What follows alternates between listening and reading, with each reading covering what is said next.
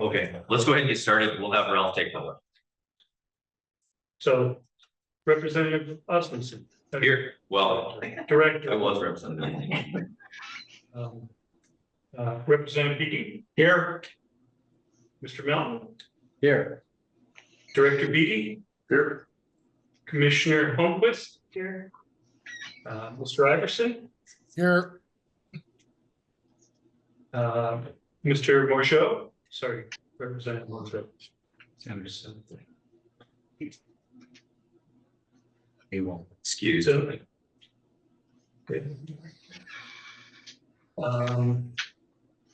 Counselor was the second. Masika here. The seat. Sorry. Yeah. Senator Hertz. Here. Commissioner Galt. Mr. Bat. Did you say bot? Here. Yeah, yes, sir. He's here. Mr. Cotton. Here. Counselor Logan. He's excused. Okay. Representative McGilvery.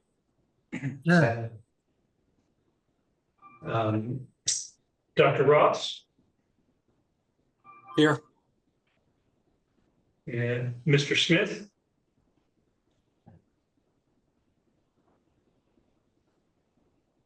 Excused. Let's see. He's there. Is he? Oh, Yeah. you can see him. He's just muted.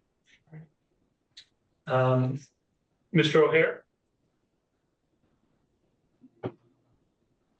Mr. Representative Fern. Here. Sorry, Ms. Wilkes. Dr. Hopendale. Here. Ms. Johnson.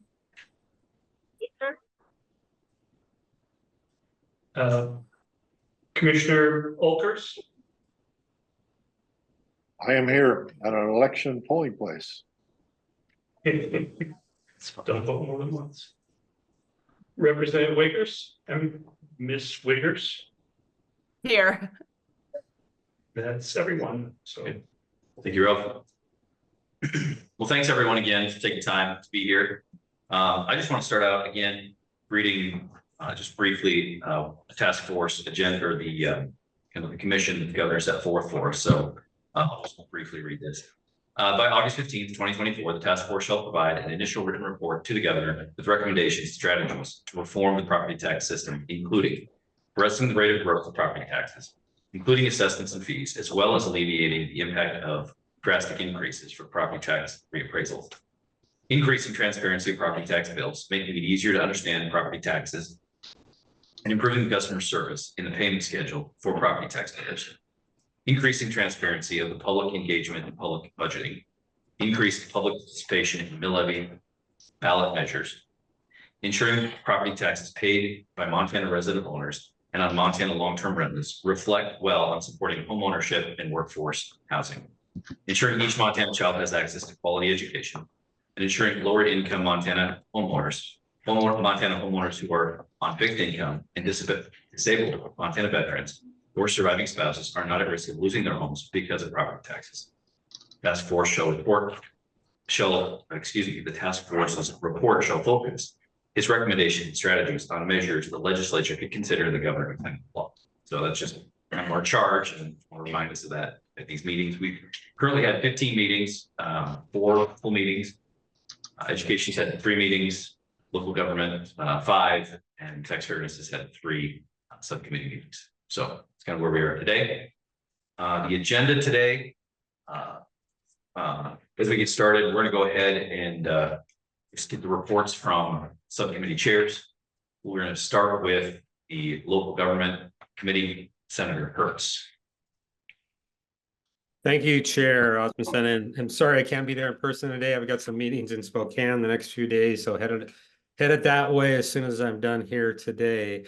I just kind of briefly want to go through some of the things that we looked at and are not pursuing.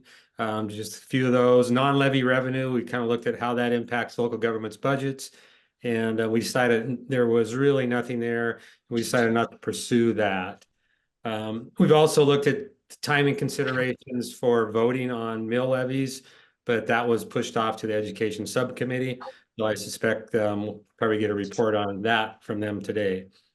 We also had a really good meeting with local option sales tax proposal from counties, and went through that, and they provided a lot of good details. But after further investigating that, and we looked at the impacts it would have on Montana residents and how much property tax relief it would actually provide for local property taxpayers, we decided not to pursue that at all.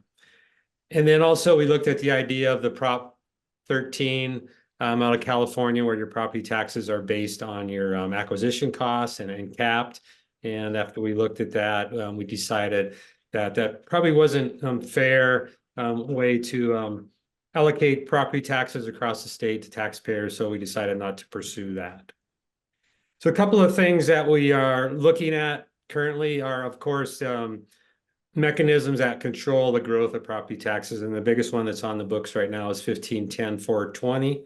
And so that, to remind everybody, that basically limits growth of local government to half the rate of inflation plus new growth.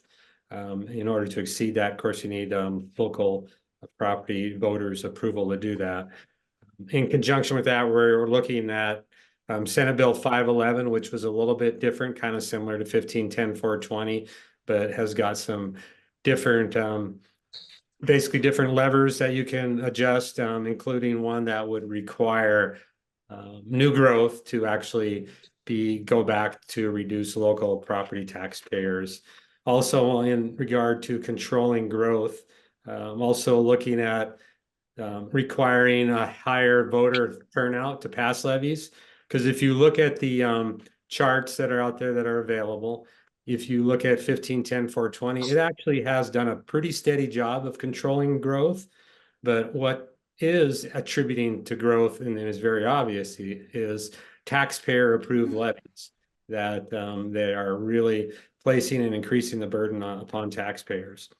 Another thing we are going to continue to look at too are converting fixed mill levies into a dollar amount. And so that with the fixed mill type levies, as appraisals go up, you can get a windfall at the revenue level unless you adjust those levies downward. So we'll continue to look at that.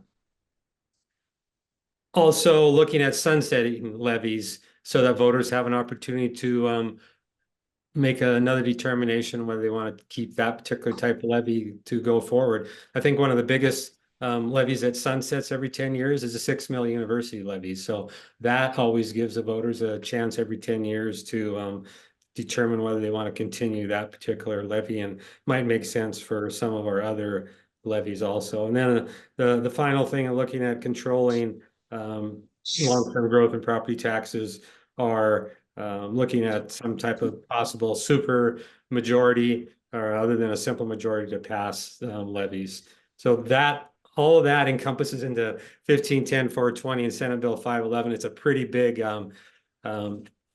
area that we still need to focus on, and we will continue on our next few meetings to dig more into that and then report back at the next full task force as to what direction we might go. And then one final thing that we want to look at too is Utah has a truth in taxation legislation. It's been around for several decades in Utah. What it actually does, it requires the local government in Utah, if they're going to increase their revenue from their previous year, even by $1, that the local government has to take a hard vote on that increase in revenue. And one thing that's unique about Utah, all of their levies float. So when appraised value goes up, those levies float down. So they only raise the same amount of revenue as the previous year. So in order to increase that revenue, they then have to take a hard vote of the local governing body and let the taxpayers know the impacts on adjusting revenue and what will impact property taxpayers. So those are the things that we're pursuing. A couple of things that we've already pushed forward are a couple of recommendations, the property tax assistance programs. which I know the Tax Fairness Subcommittee also looked at, but just to remind folks, property tax assistance programs, we have 4 of them. We have the PTAP program, which is based on assistance up to a $350,000 home and has income limitation test also. We have a disabled veterans assistance program, which is income based, but it doesn't have a limitation on the value of the property. We have the elderly homeowner tax credit, and then we also have the land valuation assistance program, which helps those individuals who have owned property for 30 years or more in their family, and the land values have substantially increased. So our recommendation there is to have the legislature continue to look at all these programs and to make sure that they're being adjusted for inflation, and make sure that individuals out there know that these programs exist and they're available for use. Also wrapped up in that will be, if we move forward with some type of homestead exemption, those programs may need to be modified to match up with any type of homestead exemption that we might have. And then our other recommendation has to do with TIFs and how they impact indirectly and impacting taxpayers' tax bills. And on the TIF side, we're recommending that the legislature look at the definition of blight, and also look at the possible bonding limitations in TIF districts, and then review how long a TIF district can last and exist, and consider resetting the TIF increment base periodically. And then one final issue there too is when TIFs terminate, which we don't really have a lot of TIFs terminating in this state, but when they do, currently under 1510-420, that property then comes back in as new property, which allows local governments to increase their base budget. What we're recommending would be that that property would not come back in as new property, but just existing property that would then in turn reduce other taxpayers' property taxes. So I think that's a good portion of that recommendation. So that's really all I have to report. Happy to entertain any questions, or any other members of the subcommittee have anything else they might want to add, feel free to weigh in on that.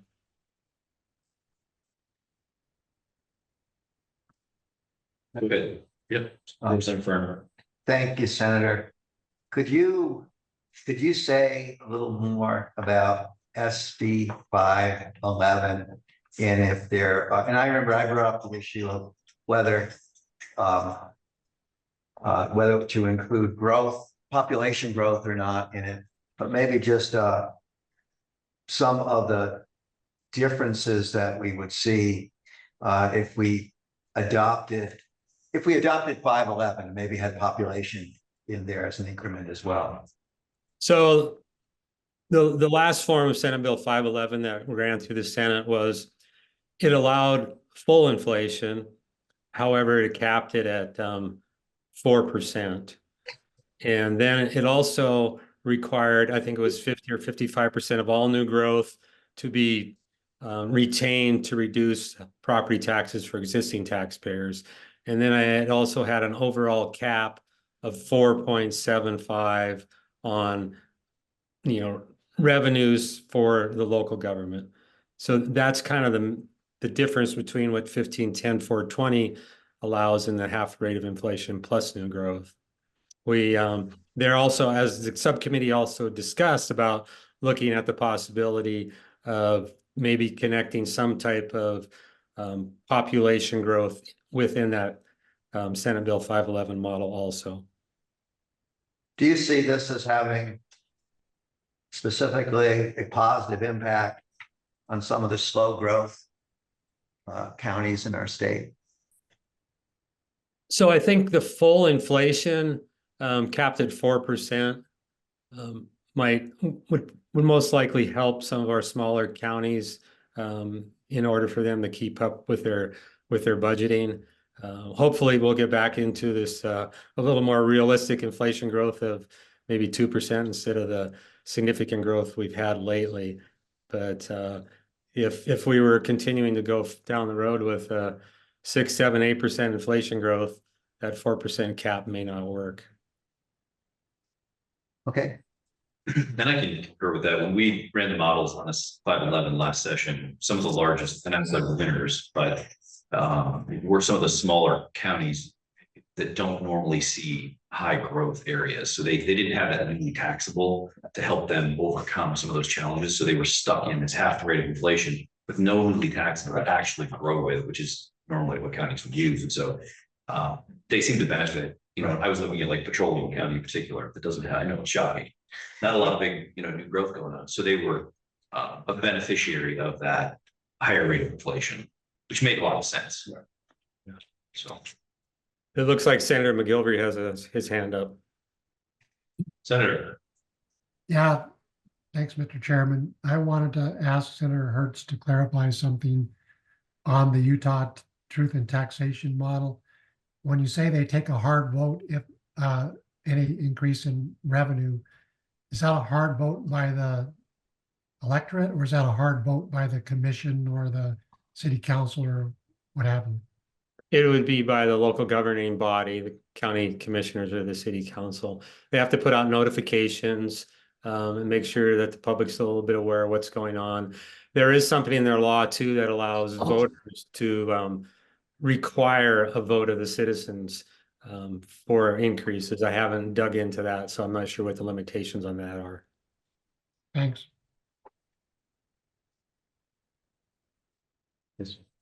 Thank you, Mr. Chairman and Senator Hertz. I know that Senate Bill 523 was looking at narrowing the definition of blights, and I was really excited about that, and it did fail, unfortunately. So I was wondering what we can do differently this year to get something like that passed. So, obviously we're pushing forward this recommendation from our subcommittee. The Revenue Interim Committee is also looking at the definition of blight. So I came across a real interesting basically document from 2015 from the city of Missoula, and how they pulled Southgate Mall back into an urban renewal district. And from that document, I looked at the definition of blight, and which kind of opened up the door to allow TIFs to be used for much more than just blight. So I think as we go forward, that those type of definition changes can be made to the statutes in Montana that don't allow maybe some inappropriate activity in certain areas to basically subsidize private entities or others, and to make sure that TIFs are truly just focused on blighted areas where we really need to do improvements in many of our counties across the state. I'm really excited about going down that road, so let me know if I can help with that. Sure, I'll share you. Once I get the draft of the one from the Revenue Committee, we probably can share that with this committee, and also I'll get you a copy of that also. you see it, Senator Hertz, so do you have, I guess at this point, specific recommendations, or are you thinking you'll have them over the next, for the next large group task force meeting, or well, what are your thoughts? And I guess let me preface that just slightly. I mean, considering the fact that August 15th is rapidly approaching, seems a long ways off, but it's not. Yeah. I guess two questions. How many more subcommittee meetings do you think you would like to have? And then also, when do you think you'd like to bring some of those recommendations forward, if not now? So we have two recommendations that we moved forward with right now. That was the PTAP recommendation and the TIF. Ralph probably has those available if we want to share those and discuss those today. In regard to how many more meetings we're going to have, we'll have at least 2 more meetings after we finish this in June and early July, to flesh out what we might want to do in regards to the 1510-420 Senate Bill 511. And then we will bring a recommendation on that to our next overall meeting.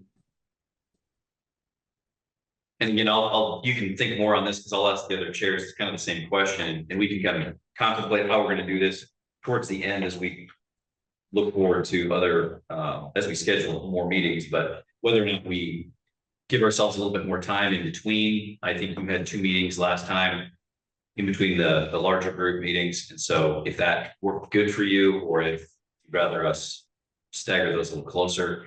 So, and you don't have to answer that right now, but as we move through today, I'd kind of like the chairs and the sub chairs to think through how many more meetings, you know, how far out we'd like to place this larger group meeting, so that we give you the time to get some of those recommendations back. Right, yeah. I don't know, so Ralph, and Chair Osmundson, do we want to share those 2 recommendations we have now, or not? If you have them, it'd be great for you to just walk through them with us, if you've got Sure. them ready. Yeah, they're ready up. Ralph, do you have those? Can you share those? City's got them. Let me see.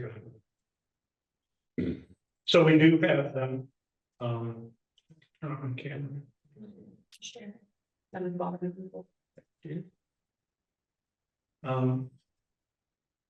see. Well, 2.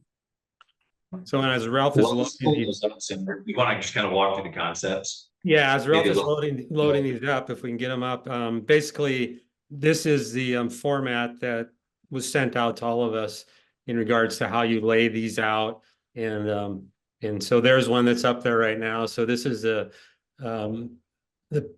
basically equalization. That's not ours. That's there. They were all, I just gotta find them underneath on my buttons. All right, well, the format's very similar on all of these. This looks like coming from the Education Subcommittee, but Mr. Chairman, Senator Hertz, here's the TIF one. okay, here's the TIF one. So basically, if you just walk through this, you look at the subject, tax increment finding district reform coming from your local government committee, and the recommendations that I kind of walked through earlier about redefining blight, bonding limits, new property coming back in would not be considered new property. Then you look at the rationale for these. Basically, although TIF are an important part of economic development, they also do put additional tax burden on other taxpayers. And of course, barriers that we're addressing are property tax increases. And then, so the key strategy here on the TIF one would basically be to have the legislature consider changes to TIF district statutes. Dissenting opinion on TIFs is local governments and economic development organizations consider TIFs a major tool that's available for their community and economic development. And then we also linked up some supporting graphics here that basically came from the Revenue Interim Committee that just kind of walk through basically TIFs and how they work and some other information in that. And so that would be the type of recommendation that you know, we all need to move forward with.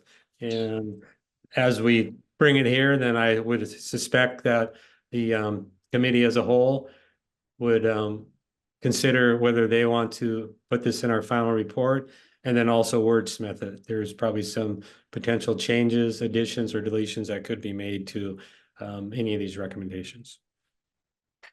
Okay, and I think just from if everybody's good with this, I'm thinking what we'll do is, you know, we'll post these recommendations so you get some time to look at them. Obviously, talk to some folks. We'll get some public comment on them, I'm sure. The idea would be maybe towards the latter part of July, we can have another PTAC meeting where we can adopt these and you know, actually put them in the report early August, something of that nature. So. And the other one, I don't think I really need to walk through, but it's the one that has to do with the property tax assistance programs, just basically encouraging the legislature to continue to review the qualifications on these programs and making sure people are aware of them. So very similar information to, and then the supporting graphics. We also had some information from the Revenue Interim Committee that explains the various property tax assistance programs, usage of those, and how they benefit taxpayers. Representative Fern. A question to revenue. we had, in considering PTAP and the other programs, the concern or potential concern was, do people know about it? And are they, and what's the utilization rate of it? I'm wondering if you have any insights into that and into the methods of communicating this potential benefit for the taxpayer. So I think So, the Department of Revenue has done a pretty good job on trying to get more information out there, whether it's on social media, in the regular media. And also, I think maybe another thing they might be able to do when they send out the reappraisal notices every year, maybe put some more information in there about property tax assistance programs and where taxpayers can go to see what might be available to individuals out there. would we have approximation of the potential number of eligible folks versus those who actually take is there a utilization rate? I think it's really hard to get the potential number. I mean, we know what the property values are like in the PTAP program. We know which houses are under $350,000, but we don't know the income to those homeowners that's attached to that property. So it's really difficult to analyze that. The elderly homeowner credit is probably somewhat similar to, because we don't really tie our property values together with their income, with their tax returns. No, I concur. I was just trying to measure what success is as far as a program. Yeah. Should we have looking at the rebate program, and that has provided data to analyze that type of question, and we're working on fleshing that out, seeing what we can find. Great. Mr. Chairman, confirm also, we have been a lot more aggressive trying to get the word out with the advertisement. You know, for example, all of those town halls we did, and we're going to be doing those again, maybe not 60, but quite a few. We've been real aggressive in the senior centers and things going out, trying to get the word out, because a lot of people who might qualify for that might not be surfing Facebook every day. And so we've been far more aggressive than any administration in the past to try to get the word out, and there's always room for improvement. So we're working on that as we go too. As Eric said, once this property tax rebate thing gave us kind of a little side benefit of actually some information that we have never had before, that we can start doing a little more analysis. But again, it was a one-time shot, and now we'll have the next one. So the information should continue to improve as to what we can do. Thanks.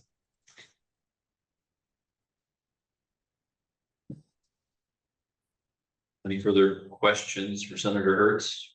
Did you want to walk through the other ones, Senator, or do you want to just post them and distribute them to everyone?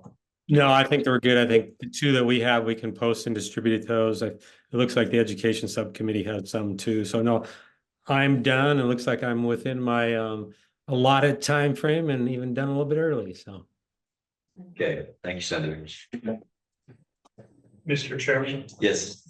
all the proposed recommendations went out. We're updated in your calendar invites this afternoon, and we'll get them posted on the webpage. Yes, we're able. Okay, and like I said, we'll probably end up adopting those later on, but now they're out for obviously public comment and consideration by this committee. So. All right, thanks again, Senator. Yep. Move on to education. Senator Bedey. I think we have a slides, is that right? Yes. Okay. Logos. Yeah. I got it smart. Nancy's gonna run the show.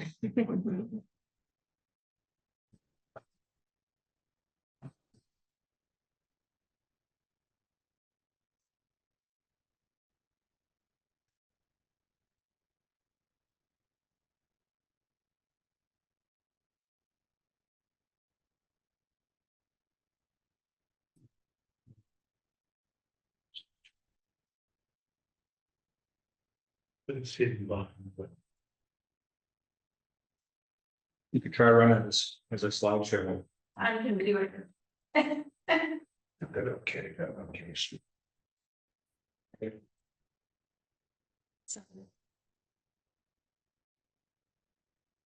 You don't see all the buttons that are covering the buttons. All right, so we'll get started here. I'm glad that Senator Hertz yielded some of his time to me. The Education Subcommittee has met once since we last met together, and we have a total of 5, actually 6 things that we considered. I'm reporting out on 5 things today, and I'll go right down the list. So as Senator Hertz alluded to, the issue of voter approval of property tax increases was passed over to our subcommittee. And we looked at 2 specific things. One is to apply, is to take a look at having turnout or supermajority requirements for mill levy elections that are, as it says here, similar or at least modeled after those that are already in law for bond elections. The subcommittee is recommending that we go forward with that, and we'll be asking for this committee's full approval. After I go through this overview, I will provide a little bit of additional information, and we'll provide for more discussion as well.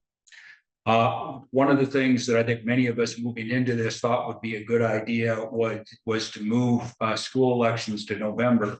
And we did some pretty extensive research on that. I want to thank Mr. Melton for his thorough review of the consequences for education law and for the education budgeting process.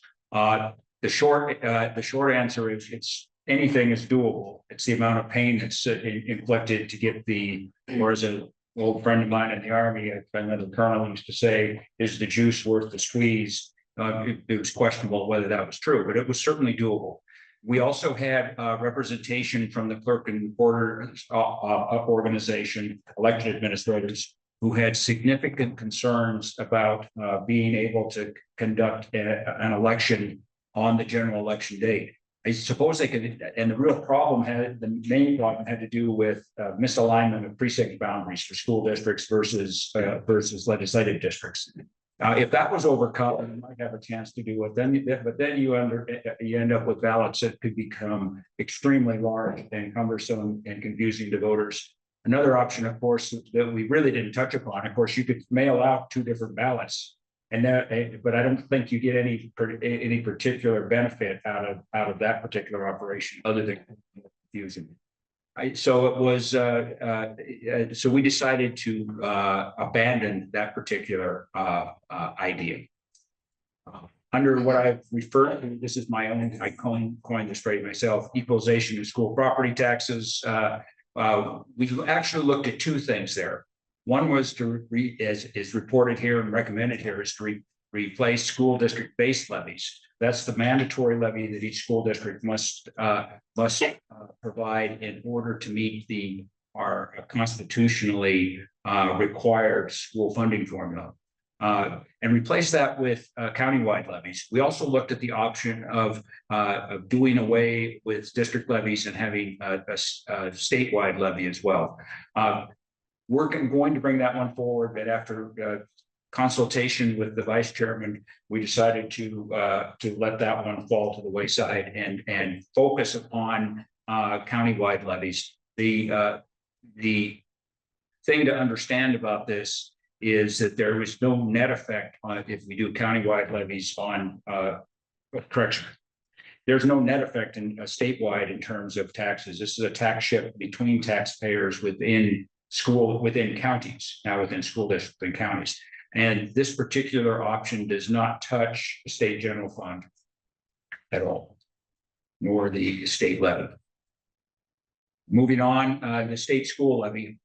I use that as a shorthand because currently it's a 95 mil levy. And what we are recommending that we do is to retain the 95 mil levy as in current law, but at a fixed value so that there's no confusion over that, and let the current equalization law and specifically the scepter law, the House Bill 587 operate, because as you'll see in a couple of slides we'll show you later, we do get some significant property tax benefit from allowing scepter to operate. We did take a look at lowering the state levy to 79 mils and then lighting it float thereafter. The first year that we could do that would be FY 2026. So we have done a little bit of modeling on that. And well, we'll show you the results of the modeling, even though that we're not moving this one forward. That was the consensus of those present. And finally, we do have one piece of unfinished business. We refer to it as the Big Sky Relief Program, which is a very ambitious program. And it's hard for me to summarize it in one or two sentences, but I'll take a stab of it, and Mr. Iverson later can elaborate, or correction. We'll allow Mr. Iverson to elaborate on a later meeting. But what this does is this would impose a statewide property tax levy that would replace all school levies across the board, and then which obviously would be a large state levy, but would eliminate county and district level levies. And then there's accompanying that would be a rebate program that would be focused on Montana residents. It has some attributes of the equalization model that we have here for countywide base levy, and it is somewhat similar to the I'm drawing a blank here, the homestead exemption models or options that are being developed. So one thing is for sure, if we were to adopt this would actually would stand in place of many of the things we're doing here or with the homestead and homestead exemptions. It's a very interesting and exciting option. It's clearly out of the box thinking. I think that it merits a public review and consideration by this committee, but it's not ready. You asked if there are some recommendations. We're going to move through a few things here. With respect to turnout supermajority requirements, I think that we briefed this at an earlier meeting, but current law allows for certain turnout and supermajority requirements for counties, municipalities, and school districts as it stands right now. Now, it's interesting as you move your way through this is that municipalities actually dodged the bullet on this. Prior to 1999, both cities and counties were under the same requirements that now counties alone have. Something happened in the legislature in 1999, and the cities were excluded from that. One thing that we may want to consider going forward, and this would be, I think, a matter for discussion of this entire committee, not simply my subcommittee, is whether we should bring municipalities back into the fold.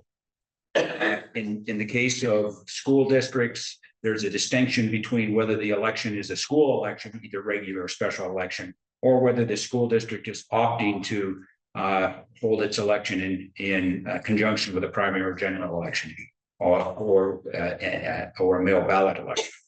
So a difference in requirements there. The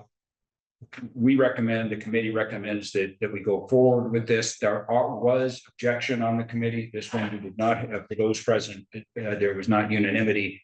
And I think that the primary objection here is that in the high inflation environment that our schools are having to deal with now, and the caps that are inherent within the school funding formula, that this puts on districts who are trying to raise, for instance, general fund, running their general fund over base levies to accommodate inflation, the growth of inflation. And I think that I may have captured what the dissent was on that particular idea. As you think, just a question on that quickly. When you were doing the research on that, I'm just reading that bottom one of the school districts conducted in conjunction with another mail ballot. I mean, were there situations where they found there was less than 30%? I mean, you would think that in a primary or generally going to have more than a 40% turnout. Correct. So I don't think, I doubt if I don't have an answer to that. And particularly, I would think if you run this in conjunction with the general. Now, listen, it's how it gets run with the general election and primary that really matters. You're still, if you're sending out a ballot, a second ballot, there's no guarantee that it's going to get returned. So I think that so I think that may be a reason that particular condition is in place. Notice though that if it's a mail ballot, then it's a simple majority. And I think the idea there is, listen, everybody's had their chance. They didn't have to come to the polling place, got the ballot in your hand, and there you go. So I had a couple of other considerations here. I don't have a solid basis, nor did we discuss a solid basis for changing these particular thresholds. They seem reasonable, and I think that in terms of what this committee does, what our advisory council does, I would recommend that we move forward. If we decide to move forward and bring mill levies into this under the same restrictions or under the same requirements, and perhaps bring cities under the same requirements. That's something that the details of that could be worked out as the bill is drafted and as it goes through the legislative process. I think the important thing is just to get come out of this committee is that we come out with the concept, and I think this is a sound concept. My final bullet point here is that I see the term qualified electors used within the language here, and my limited experience with election integrity law and that sort of thing is a distinction between active and inactive voters is really critical. And so maybe there may be an opportunity just for so that also, by the way, so that there is no question about which electors we're talking about, is maybe changing the language in the statutes to active. And that's where we are on that particular recommendation. Vice Chairman Melton, did you have anything that you wanted to add? Could I add just a little bit of additional information that we collected on levy elections? So we survey on an annual basis, and in terms of turnout specifically, the last time we got a reliable number, because the number of districts that ran levies this year was extraordinarily low. But what we find is that about 2/3 of the in-person school levy elections have less than 30% turnout. Mail ballots, it kind of flips the script. Probably more in line with 90%, hit at least 30%. And it's sort of split half and half between those that are between 30 and 40 on that corridor and those that are above 40. So the mail ballots are an important consideration for districts to have an alternative to having their little standalone election and still trying to get the turnout necessary to make it happen. And as the chairman identified, if you ask for permission to be part of the general election and the county can't accommodate you, you got no other options other than the mail ballot to encourage that turnout. If I could just briefly, just for the record, for my membership's information, the area of concern that I have and that I think that my members would share with regard to the whole concept of higher turnout requirements or passage requirements is where we find ourselves in relation to the base budget and the maximum budget. And I think that the original premise of the base budget, which is the minimum budget required by law, was to ensure that a district would have the funds necessary to provide an education consistent with the legislature's definition of quality. And currently we have just a handful of districts. There's 40 districts, but 5% of the state's student count is at base. The average on a statewide basis is at 97%. 65% of the students, so now I'm not changing from districts, over 2/3 of the students are being educated in districts that are either at 97% of maximum or above. And we've got over 100 districts, largely rural, shrinking districts that are over maximum, that require voter approval in order to really strategically downsize from year to year. So there are some significant concerns in terms of where adequacy lies right now. You can save that for another day, part of the decennial study. But I think that you may come to regret if you make it more difficult to pass school levy elections that are a necessary means by which districts comply with the definition of quality, and they're unable to pass those levy elections. One more thing is that up until 2008, during the Great Recession, during my entire career from 96 to 2008, the day after the May levy elections or the April levy elections was one of my best days of the year. I got to quickly collect around 140, 150 districts reporting what levies they ran, about half the state. And the passage rates were, if it was below 90, it was really sad. It was between 90 and 95% every year. Great Recession came along, it dropped down to 70%, bounced back up, little pivoting back and forth ever since, until this year when the wheels came off. And not only did we have an extraordinarily low number of districts that even dared on a levy election, 50% of them failed. So those are just some serious concerns that we have. I don't want to, filibuster this meeting, but I want to make sure that you understand it's not just opposition to the idea that we would encourage voter turnout or ensure that we're in line with our communities, but some significant issues there. And I think that at a minimum, we certainly prefer the mail ballot or primary or general as exceptions to that turnout, because it means we're doing the best that we can. And I guess that's enough. Thank you. Yeah, thank you.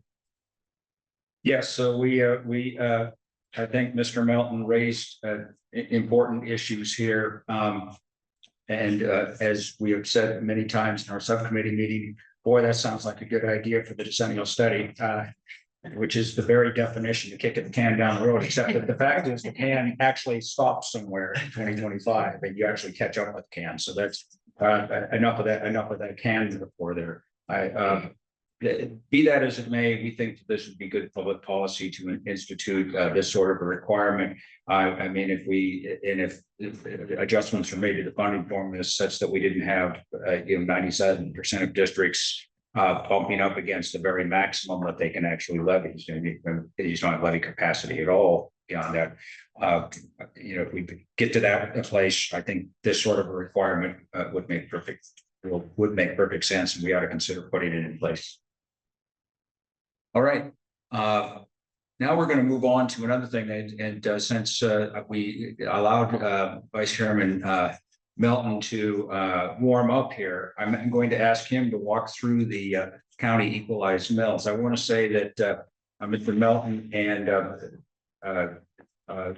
members of our staff have worked hard on cranking the numbers on this particular option. There are some different ways to approach how this might be done. I think they've landed on something that's good, but I'm going to quit talking and turn it over to him. Thank you, Mr. Chairman. So you can see the bullets up here. We just started with an assumption that we would use the projected GTV that's expected to be spent in fiscal year 2025 under the existing formula. So we wanted to make sure we had sort of an apples to apples way of computing this. We also tried to honor the funding formula itself. So as you may know, the funding formula yields different expenditures per pupil across the state, depending upon your size. That basic entitlement can push up per pupil expenditures rather high in rural communities compared to urban communities. And so instead of just doing calculating GTV on the basis of a per student amount, we instead went right to the funding formula, the portion that's intended to be covered by a combination of GTV and levies. So that's at 35.3%. You always see it with a sort of a diagonal line between it in that part of the box on the stacked formula. And we started with trying to calculate, so what does it take on a countywide basis in mills to cover that portion of the budget of the schools in that county. We did this in part to avoid sharing some outliers on a statewide basis. Didn't want to go after Madison, Fallon, Carter, and Webo counties and share their wealth with the entire state. But the concept of sharing it more locally seemed consistent with local control and would also mitigate the extent to which those swings would occur.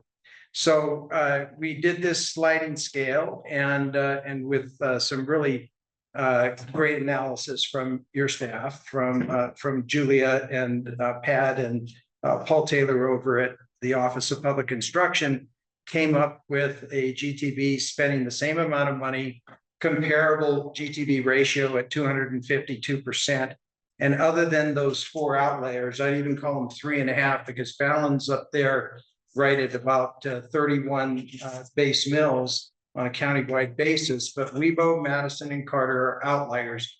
Everybody else is between 36 and 41 mills. That's an extraordinary improvement over the 0 to 51 that occurs right now, in spite of spending the same amount of state money. The resulting equity or inequity still ranges from 0 mills in some districts all the way up to 51 on the high end. So if we can flip to that next slide, if there is one in that deal, there's your scattergram down to 32, and you know that I did this so that you could see them all grouped together, and you know that Fallon's down right below where the scattergram cuts off, and then Madison, Carter, and Webo are down in single digits, around 9 mills each or so.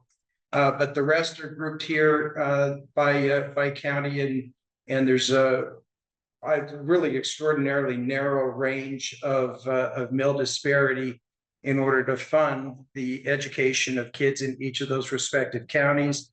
And then for those of you who like a picture to work as 1,000 words, the next page kind of gives you just a depiction across the state. Wish those numbers were a little larger, but it does show what the mills would be in each of the counties, and you can go to the one that you may be particularly interested in and find it there. You will see down there at Carter in the lower far right is at 9.2 mills. You'll see Madison there in the center western south next to Beaverhead at 10 mills. So you still have your outliers, but the rest are really quite well together. Webo's out there on the far right as well, as you can see. So it certainly substantially enhances the state's compliance with its obligation to distribute its share equitably. And the use of GTB in conjunction with levies is that's kind of an impenetrable defense of a distribution on an equitable basis. The outliers are rather small, both by population and overall across the state, and it works really well, much better than if you try to do a pure per A and B. You still have wide swings when you're done. It's almost like a different way of slicing and dicing the same GTB formula that you have now, but when you align it with the educationally relevant adjustments in the school funding formula, it coalesces and brings everybody together. Representative Jones has his hand up. First, we're gonna go to Dave. Representative Fern's got a question. My question to Lance is, how does this work when you have some districts that have very low taxable value? I mean, I see the mills are higher, like if you look at Blaine, maybe as an example, but what's going on and where those dollars actually come from? Like you had a combination of the reservation, you had federal lands, how does it work? Well, first of all, the reduction of 400 taxing jurisdictions to only 56 really levels a lot of that out. So, you know, most of those districts with lower tax wealth are at least in a county with someone else that has a better tax wealth than they do. And by merging it at a countywide level, it creates much more equity among the school districts within that county. And then correspondingly, when you also use the funding formula itself as the basis for your equity here, it really actually just does an amazing job of making sure that everybody's paying close to the same mills. Now, if you're in a district that's part of a county that has lower tax wealth, those mills are going to generate less money, but it's coordinated with the educationally relevant school funding formulas of all the school districts in that county. But they all have to cover the middle, the 35.3% middle. In other words, what's happening is that every district in the state faces the 35.3%, which is now kind of a sliding scale. Mm-hmm. What this would do is say everybody's 35.3% will be unified by county and be paid for, so everybody reaches the 80% by that means. Is that correct? That's and also that the state's GTV will come in Right. and subsidize the It's difference. backfilling. It's Right. backfilling. Yeah, after the state GTV subsidizes, the only remaining disparity that you have other than the 4 outliers is 36 to 41 mils. That's So the difference. Yeah, Cool. Okay.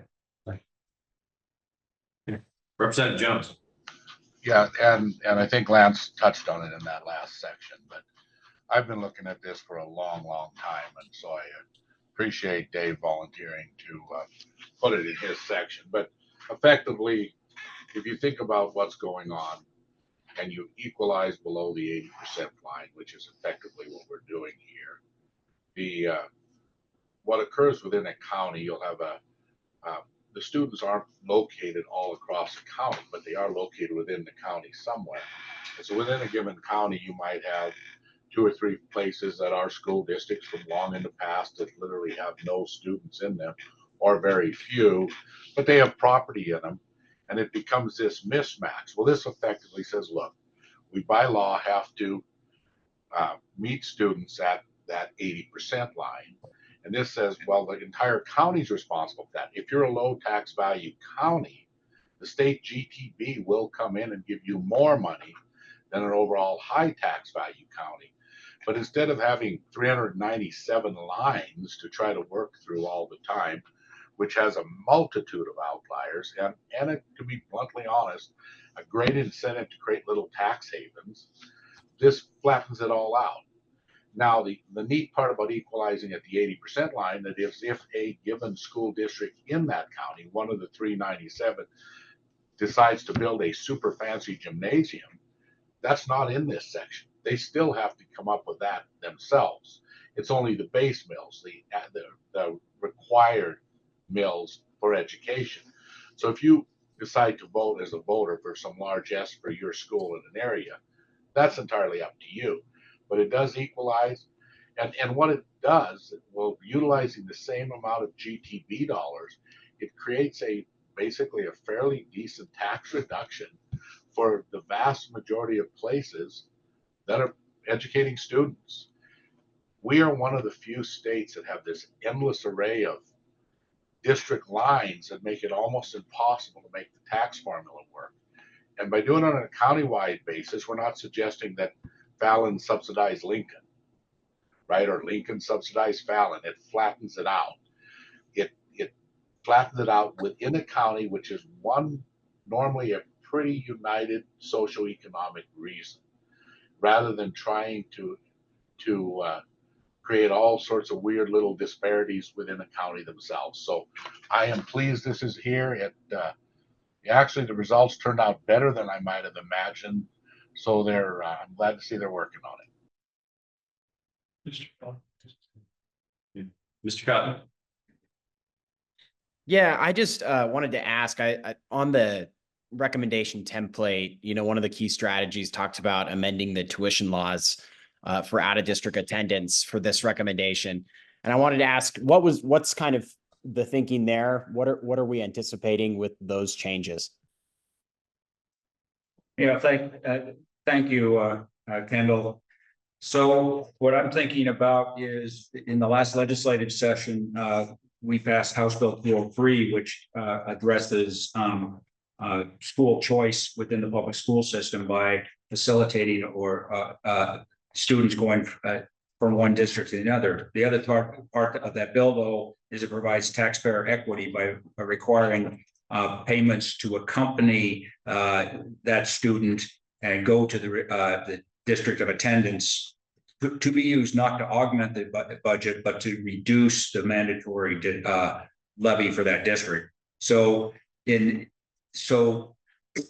we're equalizing within a county. We're already basically allowing for students to go forward without that tuition increment, except there are the cases where students go across county boundaries, and there's nothing to prevent from doing that. So the provisions of House Bill 203 would have to stay in effect there.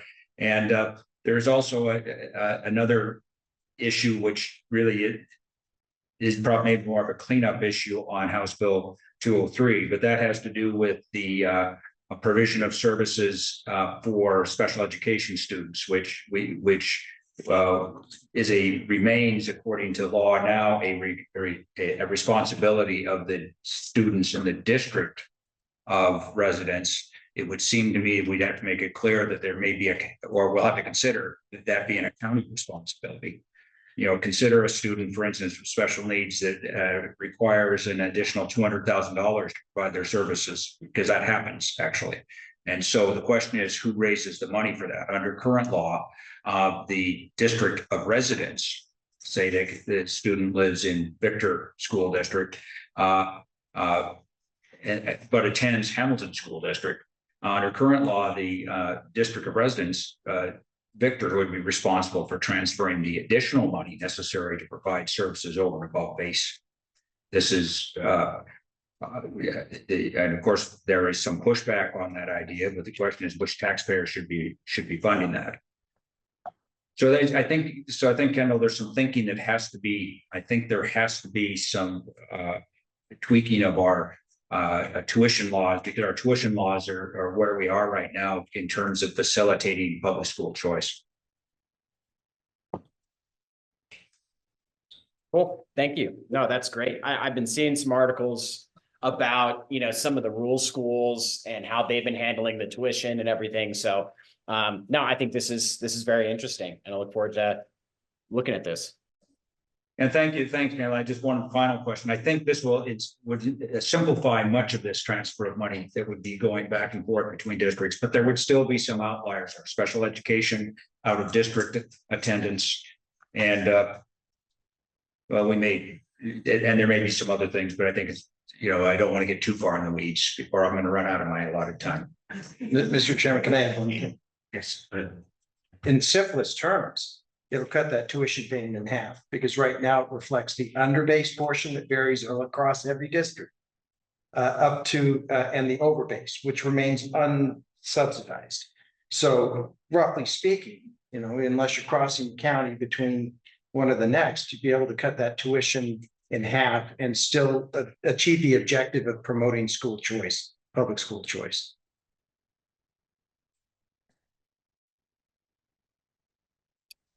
Okay, any further comments or? Mr. Chair, I have a question. Go ahead, Rhonda, go ahead. So school funding is not my specialty in any way, shape, or form. So explain to me, because I got confused if you did say this, what mills on your current property tax bill would this, if we did these countywide, what school mills would be affected? Just the tuition mills, or I'm confused a little bit. Tell me what would go down on my property tax to go up the 37.9 statewide, or the number statewide or countywide. So this is Rep. Bedey again. So in terms, I'm thinking of what my tax bill looks like, and I don't know how standardized they are across the state. What you would see is this would reflect itself in the district levy line, but the district levy line includes all of the levies that are levied by the district. But specifically what this bill is aimed at is at the mandatory district base levy, which is part of that district levy. Tuition levies are part of it as well, but it's not aimed at tuition levies. This is just that the consequence of adopting and implementing countywide base levies would simply require us to relook at how tuition levies are calculated and accompany that. So the state equalization levy on mine, it divides them out between adult ed, bus depreciation, general, building reserve, transportation, tuition, and state equalization. Or I guess state, that one's under. It's the general fund levy. Just the general fund. So we would still have the building reserve and the transportation would all still be on there separately. Yes, that's correct, because those are very much district specific levies. And correct me if I'm wrong, but Representative, this obviously, depending on which district you're in, this is going to change. So if you happen to be in what has been affectionately known as a tax haven, property taxes probably go up a little bit. Yeah, what Mr. Melton did not mention, and it's in the slide that he gave you, is the calculations that have been done by staff and Mr. Melton indicate that there would be tax benefits to 277 districts. The accounting level reduced that would reduce taxes in 277 districts, which educate 83% of the students. So this is as a rough approximation, and this is rough because we haven't run it with revenue yet, is that you would expect to get a tax reduction for about 83% of residential, primary residential taxpayers. Representative Byrne. Good one, at least conjecture, to look at those districts you just mentioned and see a relationship, the cost of living issues, the housing costs. Whereas I'm going back and wondering, I mean, it seems intuitive that this is getting to the mission of what we're here, and in a sense, trying to target help a certain afflicted taxpayers, especially where there's a high market demand for housing, lack of housing, and it's resulted in escalation. Does it seem to coordinate with that? Does that make sense? I would have to think my way through that a little bit. I don't want to be on the record guessing, so I'm not going to be. I'm not going to be on that. Clearly the modeling is done enough that we can do calculations. We haven't shown a district by district layout here, but clearly this is a zero-sum game, and there are going to be winners and losers. It's just like every other proposal that we've considered. So, it seems like this touches, but since as I think Representative Fern, as you pointed out in earlier meetings,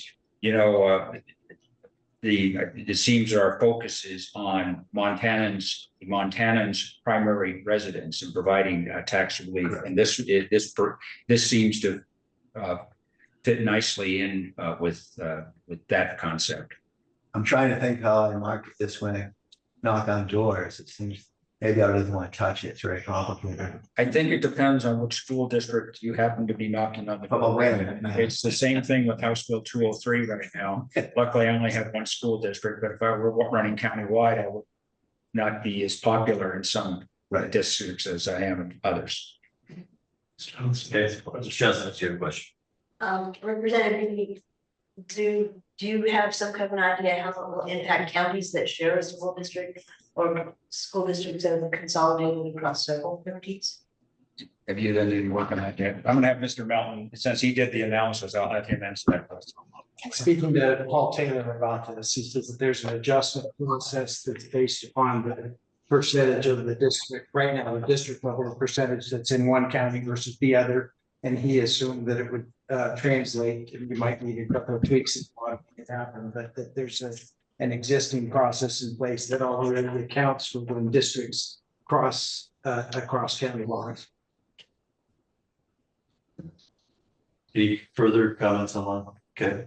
One final closing comment on this, Director Osmundson. This is, I think that this is an excellent option, and one that I hope that the full advisory council adopts. My plan is to bring this topic up at the next Education Interim Budget Committee as a topic for a possible committee bill, because eventually all of our ideas have to be turned into legislation.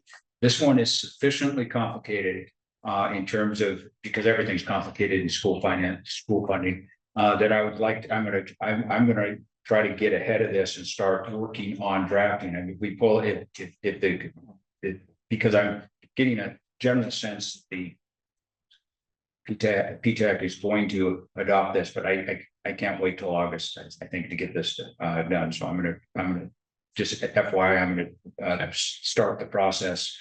And if for some reason we find it's a disaster, I can always stop it. It's always good to have bill drafts. So we'll move on to the next.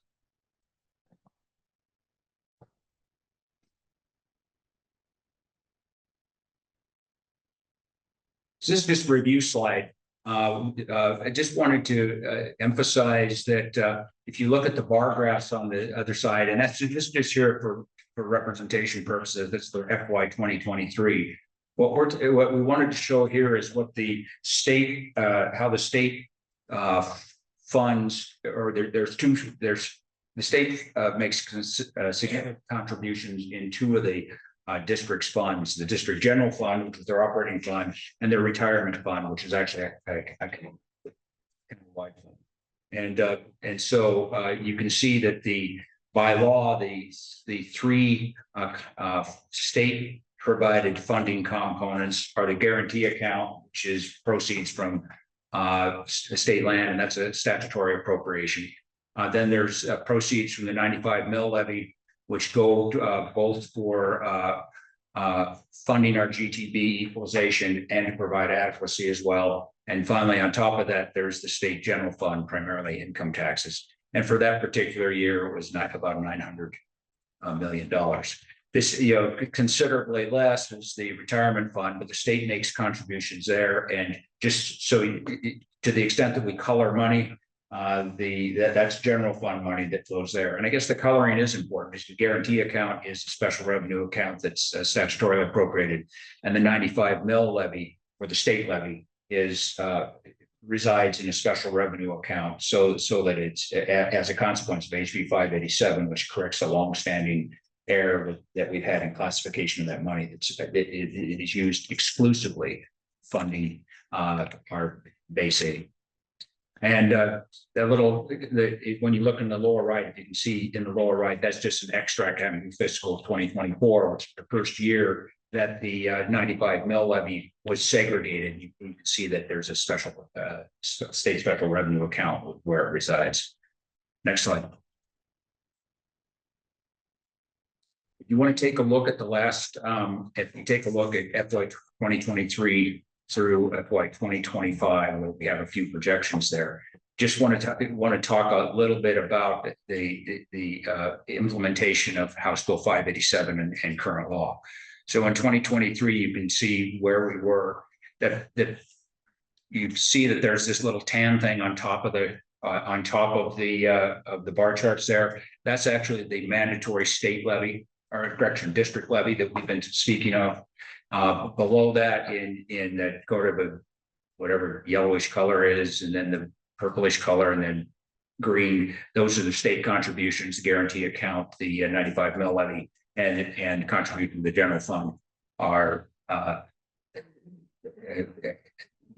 create that mandatory stack there. And then you can see on the little column chart for the retirement fund, you see that there is a state contribution of general fund, and then a pretty significant portion of that is local levies. As you move from 2023 to 2024, of course, you see the impact of the large appreciation of property value that led to more intake for the 95 mill levy. It does, as you can see, it reduced the requirement for general fund levy, and we have the district levies there as well. Now, what I really want to draw your attention to is FY 2025. And FY 2025 is the first year that the scepter law is in full effect. And if you just take a look at the relative sizes of things there, you see a modest increase, of the FY in the 95 mill levy, but you also see a decrease in the local levies. That's the intent of the scepter, which is a tax reduction, has a tax reduction component to it. And in the reductions you see there come to about $20 million in the base general fund base levy, and about $33 million in the retirement account. That's as a consequence of that redirection of additional 95 mil revenue back towards local tax reduction. So that's how scepter works now, and we didn't project it any further forward, but you can see how the mechanics work there and how scepter does accomplish some local tax relief. Now, understanding that this is predicated on that 95 mil levy money coming in at 95 mils. I have a question. Go ahead. Do you think Scepter is aggressive enough? We actually ran some scenarios, some calculations on Scepter, turning the dial. You've seen it for a couple months ago. There's a Scepter dial, and turning it all the way up to 100% to redirect more revenue. Turns out that you get statewide between about $6 and $12 million worth of benefit. We didn't think that at this point, we thought it better just to let Scepter run, let Scepter be Scepter and reconsider those. I was sort of surprised. I thought that changing the dial would be dramatic, was not dramatic. And do you have, in fact, it's so not dramatic that it's sort of almost in the noise. do you have an average savings mill buyout by Scepter? I don't know if I don't have it. I would have to go. I'd have to get 10 million staffer on that. But I'd have to. Okay. Yeah. And I don't know if Julia's on. If she could, if Julia's listening to this, she might be able to posit an answer since she's trying to crank on this enough. So Julia Patton is on, and she'd be elevated or allowed to speak. Thank you, Rep. Bedey. I don't have that off the top of my head. That's an analysis that I could certainly work on if that's of interest to the committee, though. You know? Oh, I'll ballpark it. go ahead. Yeah. It's 4.6 million per mill. So you got, 55 million there going down and divide that by 4.6 and that's your mills. That's All right. basically it. It's good to have a human calculator. I was careful to make sure Mr. Melton was on this subcommittee because then I don't have to do math in my head. I like to do it on my cell phone. But it's, it's pretty sizable, actually, Okay, thank you. Yeah, that's good. Next, Are there further questions on that, or you to continue on 195? and then the next slide, we decided because there was an awful lot of interest in reducing the 95 mils to 79, we decided to do a what if drill. And the what if is, what if Scepter is, we have current law, Scepter is in full effect, and the legislature makes a change, which would then be effective, in FY 2026. And you can kind of see, I won't read through the entire or try to explain everything in those columns. You can read through those yourself. Rather, I would decided to capture the numerical changes in the little charts on the left. And it'll be very difficult for you to read unless you've actually brought a case up. But the top chart shows what the change from current law is in each of the fiscal years 2026 through 2029. And you'll see that for instance, in 2026, the state levy would bring in $75 million less. This would have actually a relatively small effect on the general fund, but because as our equalization laws are written right now, the local levies, that would be the combination of the district levy, of the base levy and the retirement levy would actually rise by 69 million. So the net effect there is the net savings there is around $5 million. There's some rounding going on there. And you can see as you move down the list, you get the same effect. The little chart on the bottom left is by the way, this is an update from a chart that was presented on 2023. Shows what the changes are if you use FY 2025 as your baseline and for each of the calculations. So it kind of shows the growth over time. I sort of like the top chart a little bit better because we're really talking about a difference. We're talking about how policy changes we make here would affect current law. So Now just to put a fine point on it, so if I'm understanding your chart correctly, if I'm looking at FY 26 changes to current law, if we were to go to 79 mils, it would increase local taxes by 69 million. Is that the way I'm understanding that? It would, but then again, the 95 mil levy is still there'd be a reduction in people's 95 mil tax. So your net effect is actually whatever the general fund has to pick up is what the net is. Yeah. So that's some supporting ideas. Now, clearly, this is contingent on current law for equalization. So I guess one could do a major change in equalization law and it, which is fraught for a number of reasons because of our constitutional responsibility and the rather arduous trail that finally got us to a funding formula. But I mean, in principle, you could always say, well, you know what? We general fund taxpayers ought to pick up all of the difference, and maybe we'll just backfill all of this with general fund. But then you're talking about some pretty big numbers in terms of impact on the general fund, ranging from $75 million, all the way up to by 2029 to correct, $75 million up to $121 million. These are we're not contemplating those sorts of policy changes. But there we have if one were to go down that road, you would have a pretty significant effect on income taxpayers who are Montana residents. Just raise the social security tax. Next, I'll move on to the Next slide. I'll move on to the next comment or next show. For those watching at home, most of these slides are in the Education Subcommittee meeting from May 23rd on the Property Tax Task Force section. I think this is the GDP center scenario. And I would, and they will be posted. and I would say that there are some there and I definitely would recommend for people watching and Ralph, I'd ask that you take this slide in the slide deck and insert it into the one for the 23rd, because it's an update from that slide, and that way people don't have to look at two different slides. It looks very similar, but actually have some different data in them. Mr. Chairman, do you mind if I make a quick comment? Please do.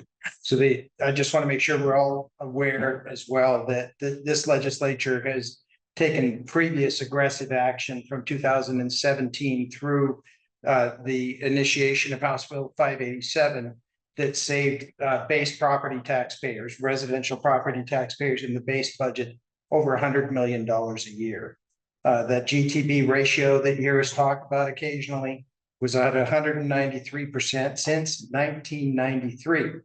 And then in 2017, under then Senator Jones' leadership, and then not to confuse that with Representative Jones from Billings, who had the bill in effect, dialed up the GTB ratio, and local based property taxes and school district general fund budgets grew by only $15 million, while GTB grew by $120 million a year.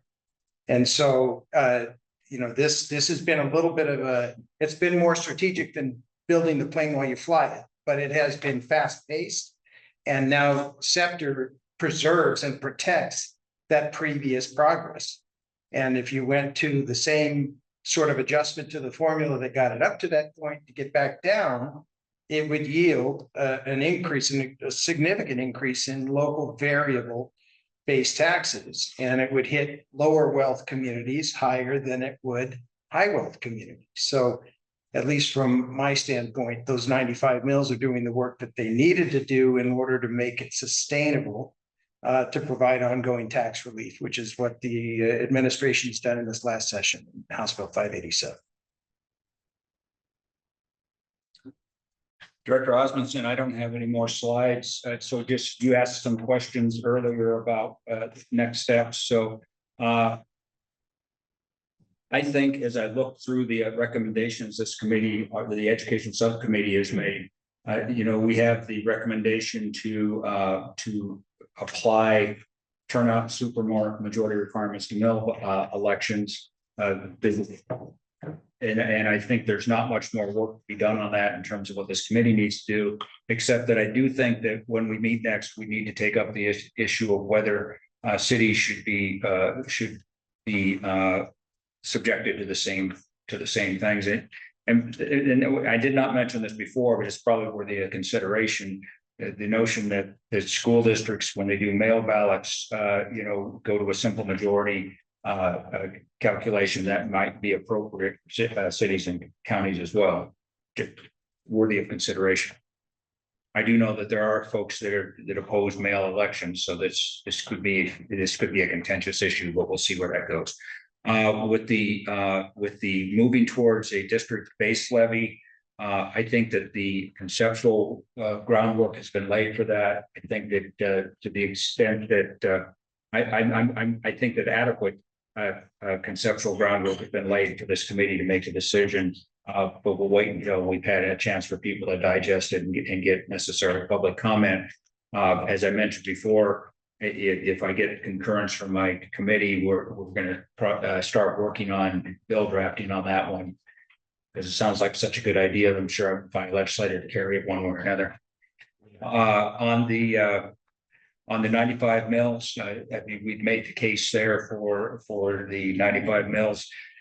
Clearly, as mentioned there's coordination that would need to be done in both the 95 mill or student or state school levy recommendation and in the countywide base levy recommendation. Some coordination that needs to be done with the other two committees. I mean, there's going to be some perhaps some interface with 1510 420 work that's being done.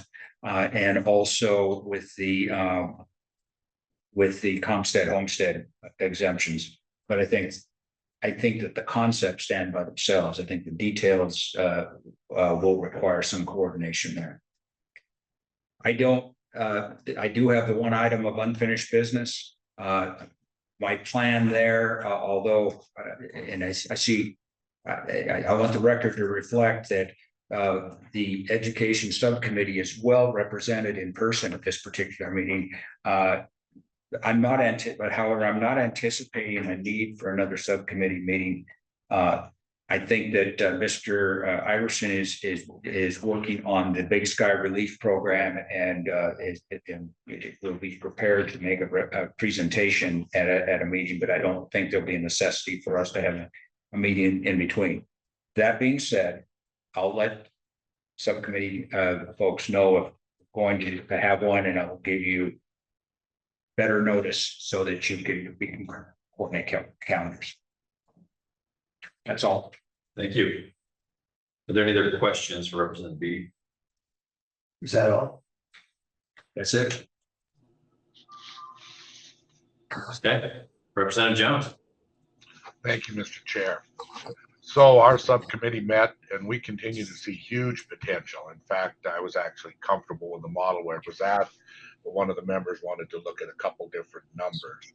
But we see huge potential in the percentage homestead Comstead approach that we've talked to you about before. And in fact, the combination of this approach where you're setting the variable values in the two seem to do a significant improvement for about well, if you put long-term rentals at 250,000 homeowners would receive a 15 to 20% permanent tax decrease, assuming we're starting at today's one, and 35 to 40,000 small businesses. And so it seems to work. It seems to, moreover, when you look at the heat chart, and we'll look at some of these charts going forward, that as we've talked a number of times now, that significant market value increase occurred largely where the trees are in the western 60% of Montana. And where the big increase is where the big help occurred in some of the eastern areas where they didn't see significant market increase. The combination of the Comstead homestead makes it so there is help there, but it doesn't result in such a huge transfer to other areas. The numbers we looked at last time, and again, we'll put the model up, where we talked about setting the residential rate at 1.9% with a discount to 1.1 for homeowners, with a cap at 4 times the median home value, gets close to about 1.5 million for homeowners and long-term renters. And on the commercial side, we're running a combination rate where you get 1.5% for up to 6 times the median business value, a number around $2 million, then 2% thereafter. And this seems to work well, right? We talked about the heat chart. Now, there was some discussion as, well, how's it doing this? Well, again, in earlier meetings, we understood that about 21% of our taxable value is being mailed to an out-of-state address. So there is some transference going on to those that do not meet this qualification, in particular the out-of-state block. Is this fair? And so we brought up, and hopefully we'll have a chart on that. You've got to remember that services aren't just provided by property tax. So when we take a look at our general fund, which is primarily funded, the state general fund, by income tax, 90+%, I believe was 93, moves around right in the 90% range. Of that goes to education, public safety, and healthcare. So education is, of course, your higher ed and college, and I would argue folks with these homes, wherever they exist, benefit from having an educated workforce to construct them, to take care of them, to have the nurses to take care of them if they happen to have a health issue in the state. That an educated workforce not only benefits Montanans, it benefits those with vacation homes here.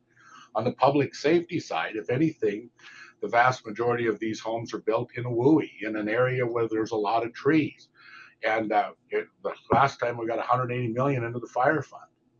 They are consumers of fire, public safety, which tends to be a income tax provision. Obviously, police. We talked about all the drugs that are coming up and the extra money we put into highway patrol and drugs, but just in having a safe environment, incarceration. I expect they benefit from not having their houses robbed and having a prison to put the worst of the worst away. Again, these are things largely paid for by the income tax. And of course, healthcare. I think no matter whether you're at your vacation home or you're at your permanent home, if you have a heart attack or a stroke and are in need of health care to take care of you, you benefit from our hospital system. So currently, these are items who receive a significant amount of their funding from the income tax side, which folks that don't participate in income tax don't pay for. So ultimately, while this bifurcated rate would impact those folks with out-of-state homes here, they do receive services based upon an income tax provision. So with that thought in mind, this seems to be working. We also looked to make sure that folks understood we were going to stack these programs, or it recommended the stacking of these programs via the circuit breakers, the veterans program, PTAP programs, and the land program. And because otherwise it made little sense to say, well, okay, you're a low income person, your rate was 1.3, now under this you're a homeowner, it's 1.1, but we're going to take away your low income provision. So our recommendation was that they be stacked as they currently are. There are some concerns that were raised, of course, is a lot of our homes, farms in particular, hold their buildings in LLCs. I own a number of LLCs as well. And of course, one of the reasons we have our homes in an LLC is because our write-offs are paid for by the farm. We get to expense things that other homeowners do not. So they do receive some income tax write-off. But more than that, if you truly were living in a home owned by an LLC, it probably would not be a long stretch of an imagination that you could write yourself a long-term lease form and qualify in that manner, because you truthfully are, as an individual, leasing your home from the LLC. Finally, the GTV, whenever you monkey with numbers in the formula, you do monkey with the GTV ratios at some level. You might generate some extra money from the 95 mils, depending what you do. Well, the intent here wasn't to generate more money from the 95 mils and keep it. So the thought had been, if that were to happen, we could, as has been done in the past, and Mr. Melton and Representative Bedey spoke to, we could just tweak the ratio to make it revenue neutral. So where we find ourselves, it seems to be working. There was an argument for keeping these levels that seemed to make sense. They were not, and in fact, by selecting these levels, you weren't being punitive to Montana homeowners who, either by where they live or just because they've done well for themselves, happen to have a higher valued home, as long as they were a Montana resident. So that's the general discussion about this. Obviously, we're going to have to look at, as these other pieces come into place, because there's interactions between systems, but this will move somewhere between $100 to $150 million around to help lower taxes permanently. There is nothing else we're touching on that's even close. And is there a transference? Of course there is. But without some form of transference, there is no ability to change numbers. This, and in actuality, the equalization one that on the counties, which will move 30 to 40 million, is the only really two big hitters we have at this moment that can take a system that's generated $2.1 billion and make some significant change to it. So that's a fairly long spiel at this point. I'm hoping to throw the slides up, let you look at the numbers real quick, and then we'll look at probably meeting one more time and kind of recommending a version going forward. So with that, I believe whoever wishes to speak to the slides, if you want to run us through this, you can see the values set at what we had in this last iteration. And I believe it was Eric Dale.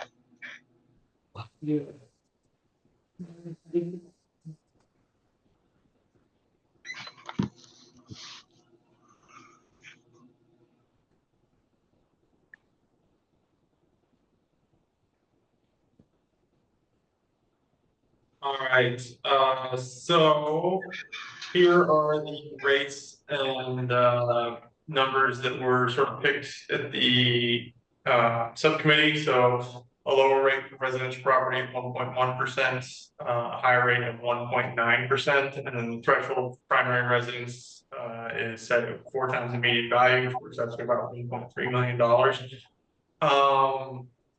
The higher rate would also be applied to all property that is not classified as a primary residence and is not classified as a rental improvement, a long-term rental improvement specifically.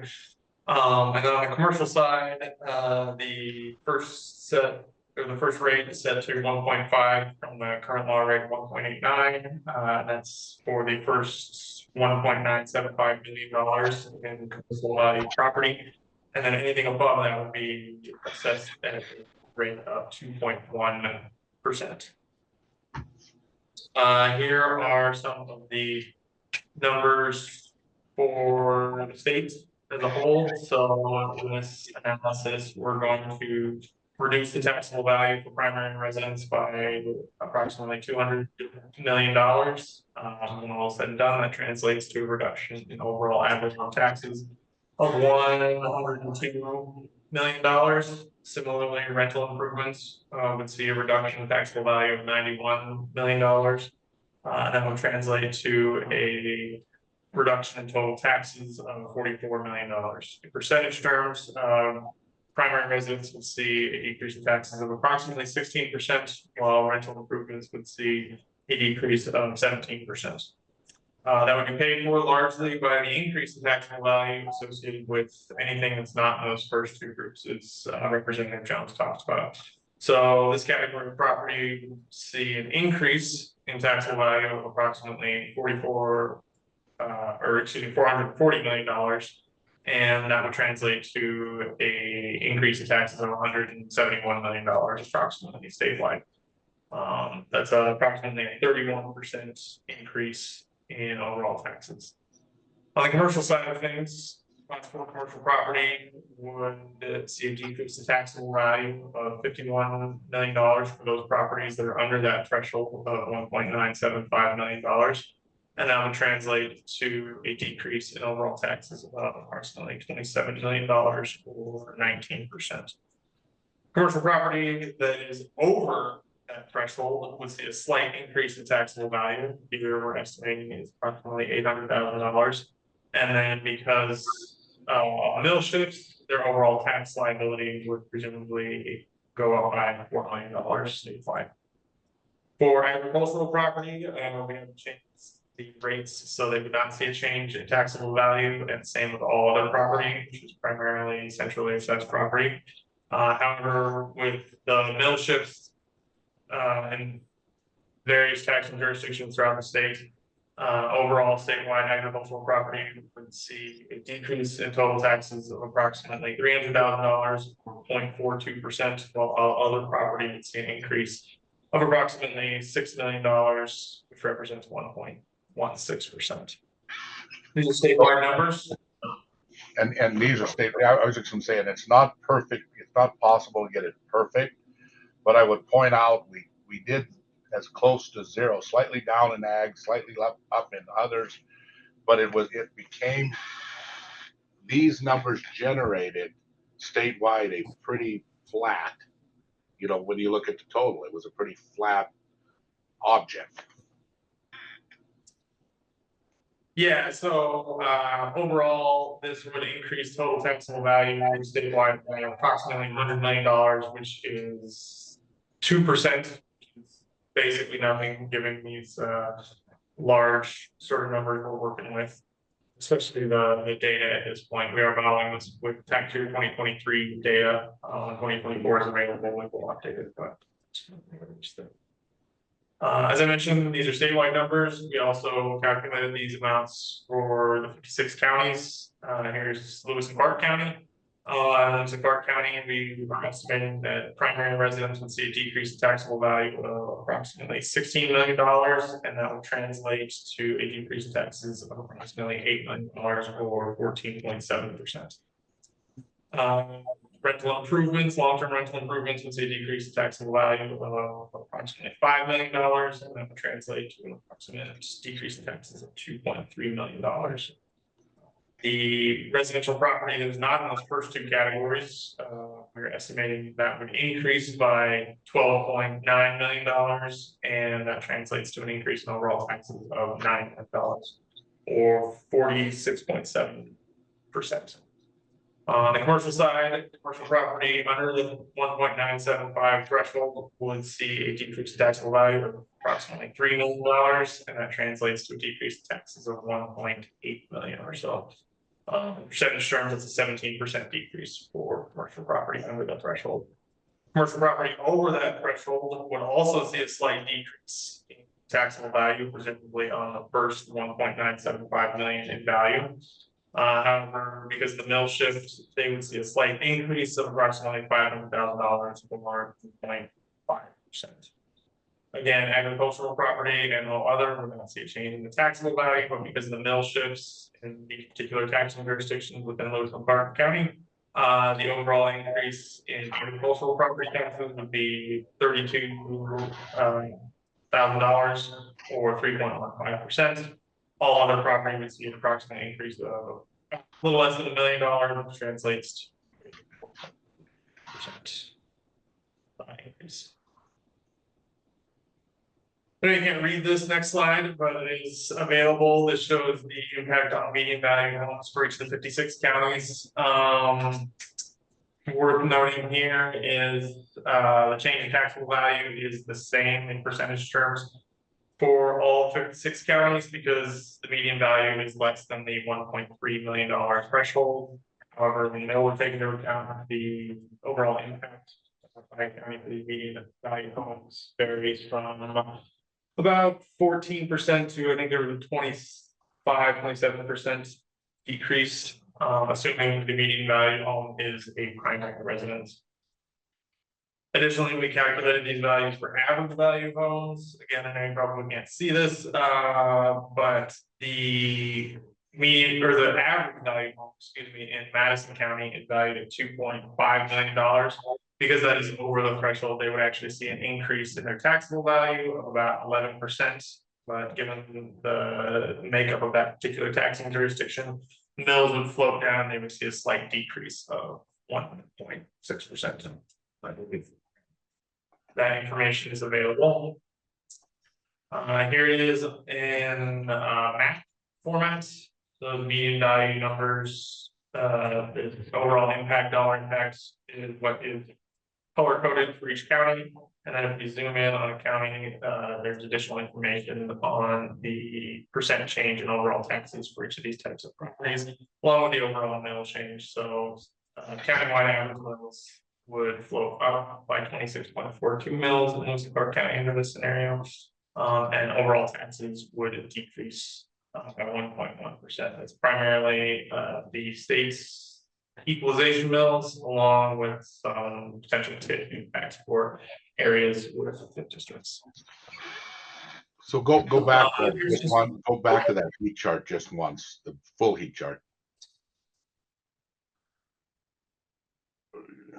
So and again, I just wanted folks to see, right, if we talked about where the market value increase was highest, and we've looked at that chart before, and where this model as configured does most of its work, the brighter the red, the more work it's doing. The lesser the red, the less work it has to do because the market value wasn't as high.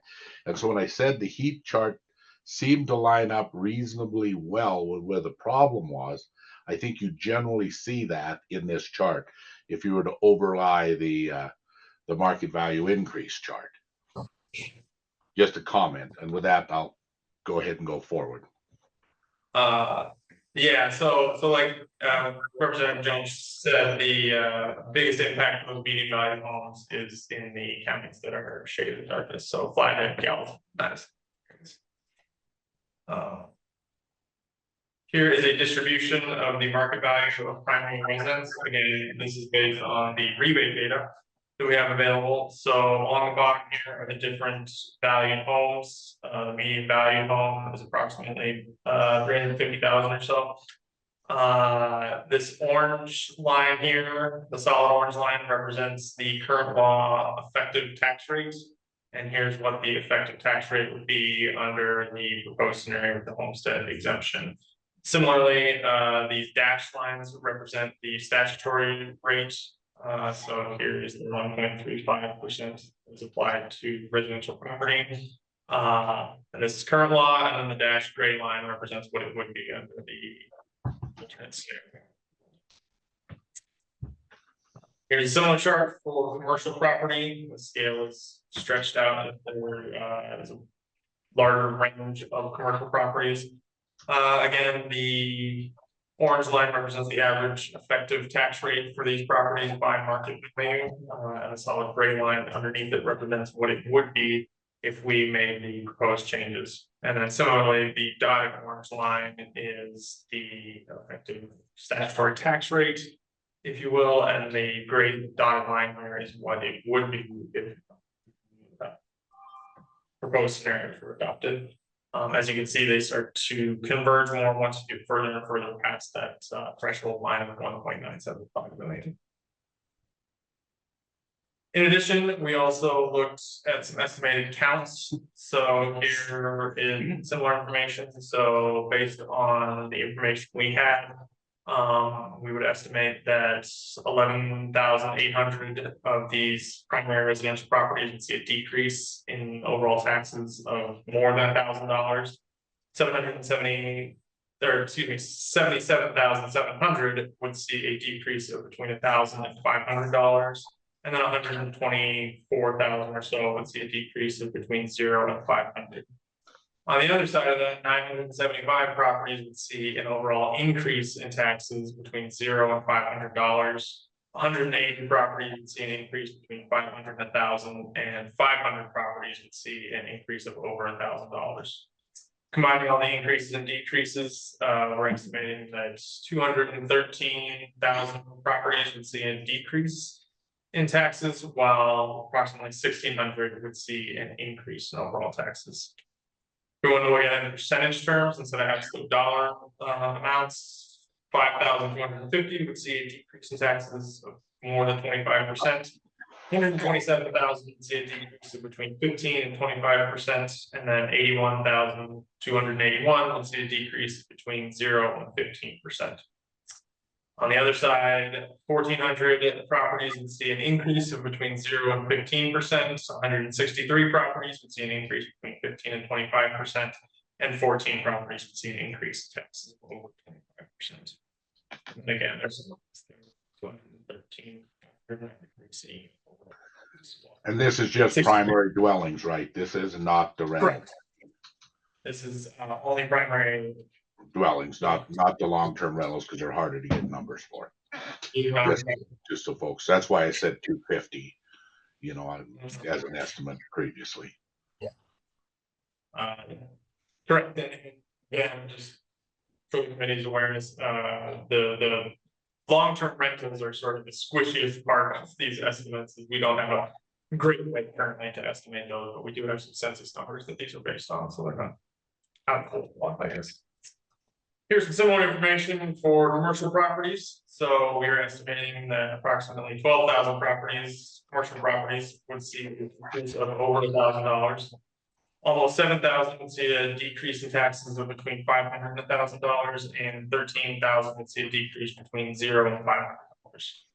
On the other side, 150 properties we're estimating would see an increase in taxes between 0 and 500. 101 would see an increase between $500 and $1,000, and 921 would see an increase of over $1,000. Tallying those increases and decreases together, 32,000 properties would see a decrease in taxes, while 1,100 would see an increase. In percentage terms, almost 1,600 properties would see a decrease of over 28,500 would see a decrease of between 15 and 25%, and almost 2,000 properties would see a decrease between 0 and 15%. On the other side, 1,100 would see an increase of between 0 and 15%. 23 would see an increase of between 15 and 25%. And we're not currently estimating any of these commercial properties would see an increase of over 25%. And that is the analysis we have done. If there are any questions. Representative. Thank you, everyone. Thanks, Eric. I think I asked this question or similar question there last subcommittee meeting, but the benefits coming forward of this model has a lot to do with the non-primary homeowners, which is substantial, especially depending on the geography. Wondering if you have any, I think you cited maybe some data from the refunds to determine what that number is and how it subsidizes, in a sense, the system so that your full-time residents can receive a benefit. Can you talk a little bit about that? Representative Fern, I can sure try. So if we come back to the slide here, the increase of 44 billion is that group of people, and that's basically anybody that's not a primary resident.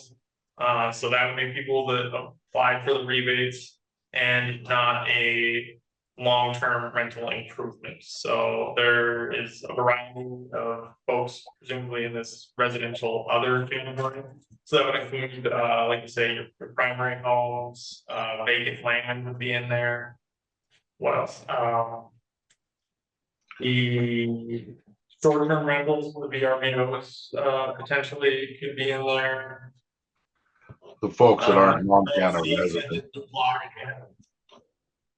Yeah, non-Montana residents would be there, right? You'd pick up the differential up to on the ones that don't, anything that doesn't qualify for a resident. Very good.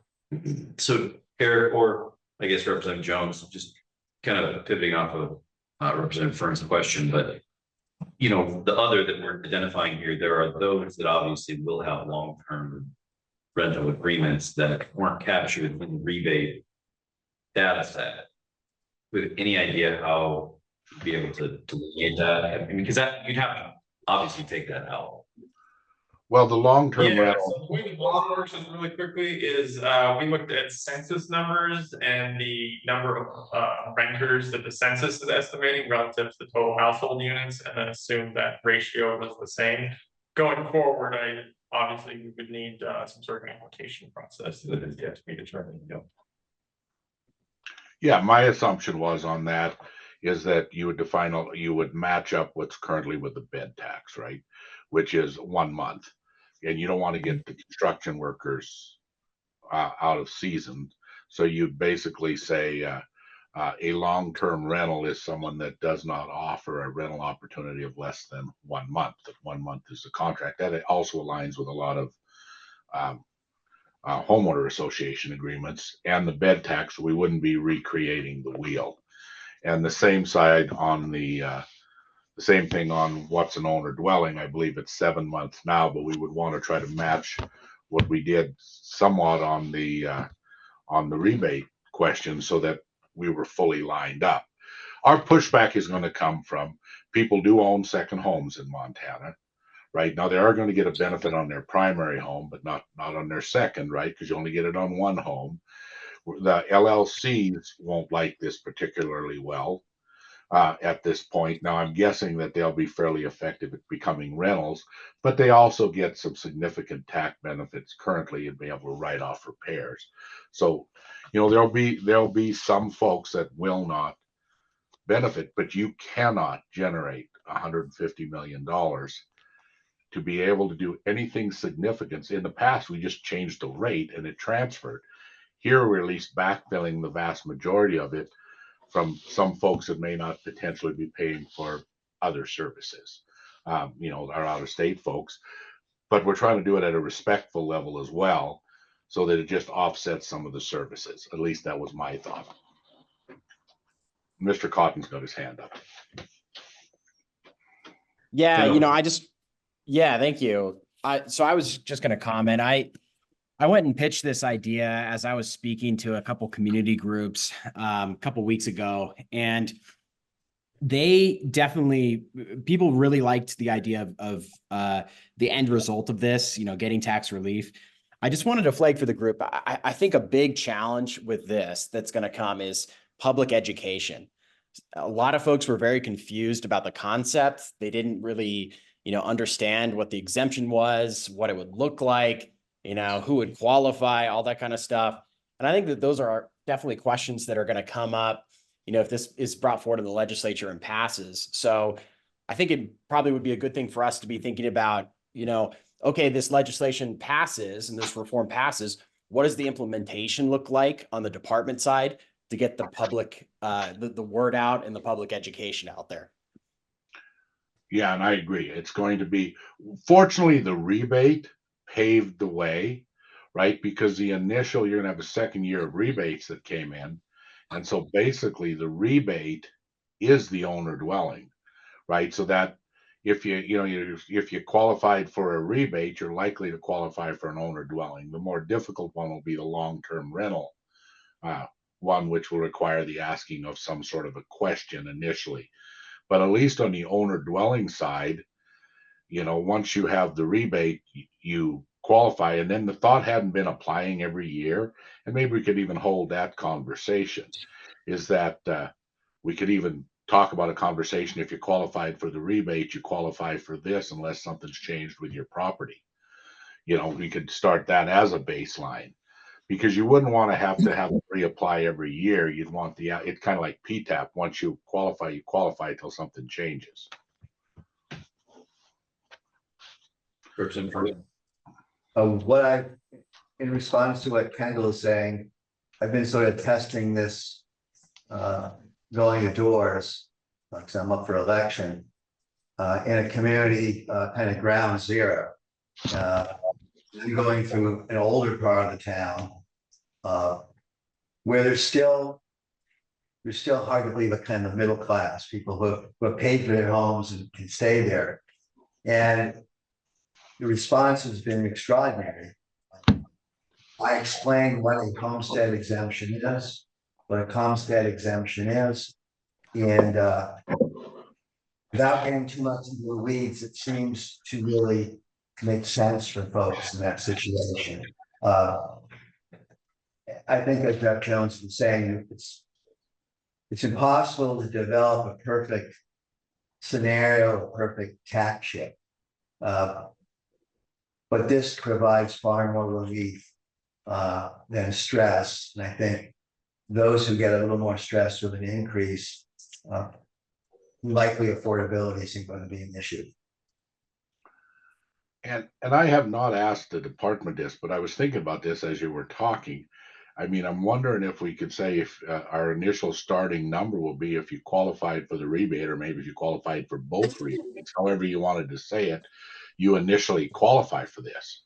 Additional qualifications will require an application like the folks did for the rebate, but that actually is our target group. Right. And that might not be a question the department wants to speak to online, but it's certainly one I plan on asking next time, so you can think about it.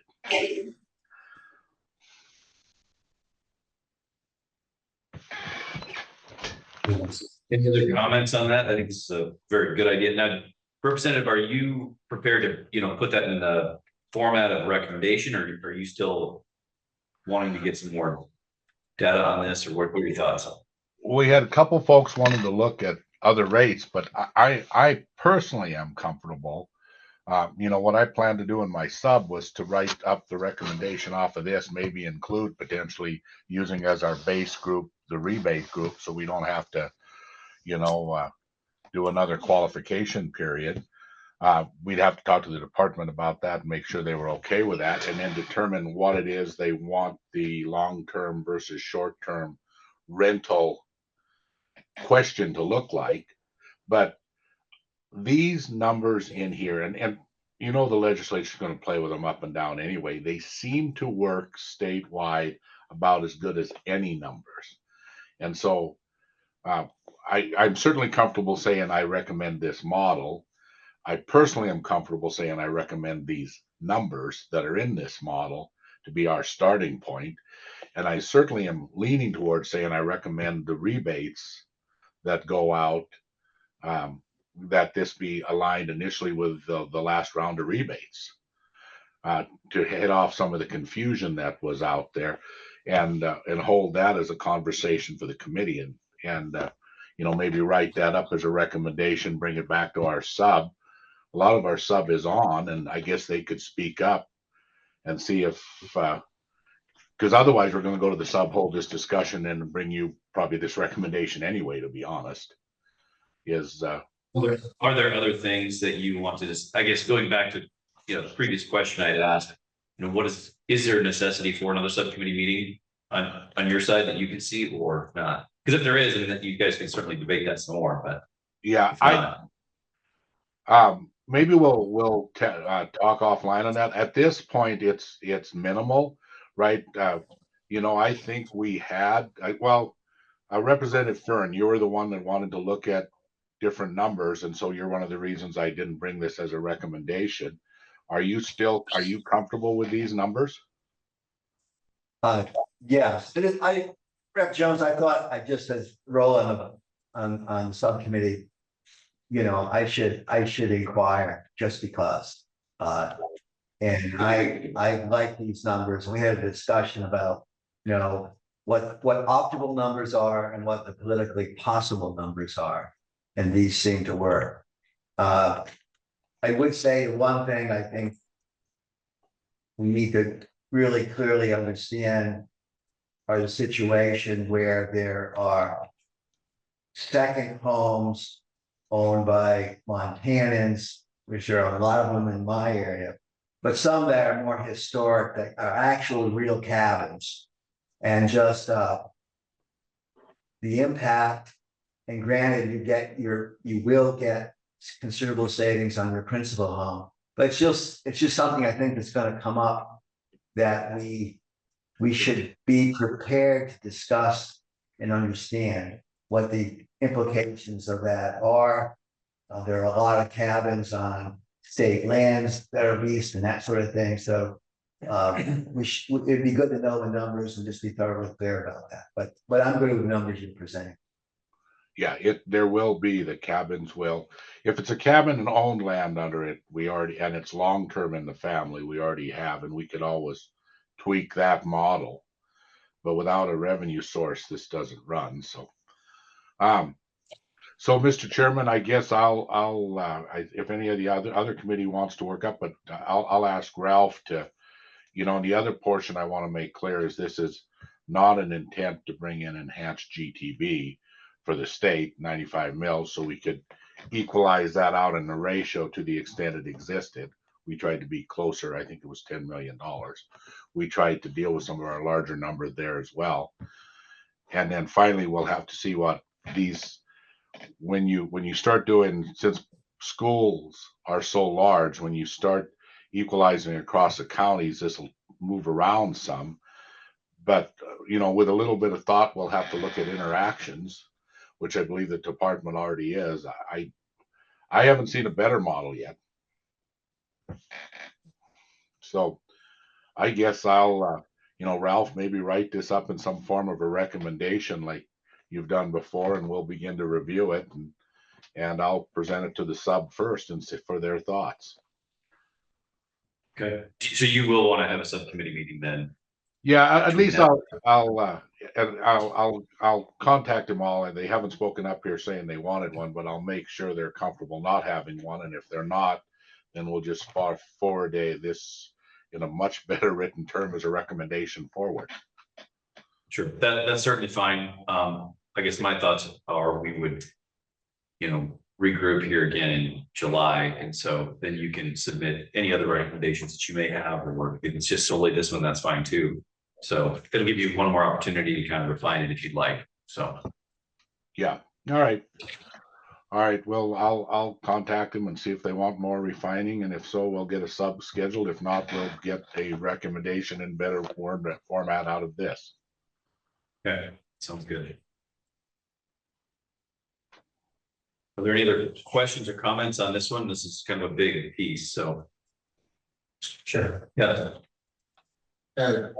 Somewhere along the line of their discussion, or should there be a discussion about the administrative cost of these proposals? That last one, as an example, is going to have significant impact to DOR. Is there a vetting part of that you want to do into this? Shall we? I think that's wise. I think we would want to do that. Once we've got the recommendations and it's kind of a consensus that that's the direction we want to move in, I would, and we'll know that, and obviously use the department will already have a sense of where we're going. But yes, certainly want to understand the implications both from a fiscal standpoint from the agency, but and part of the reason I want to get these recommendations out and posted is just if there are things we haven't thought of, there's public comment out there that we want to take feedback on so that we can incorporate anything that in that quote unquote fiscal note, if you will, as coming forward. That should come after a resolution has actually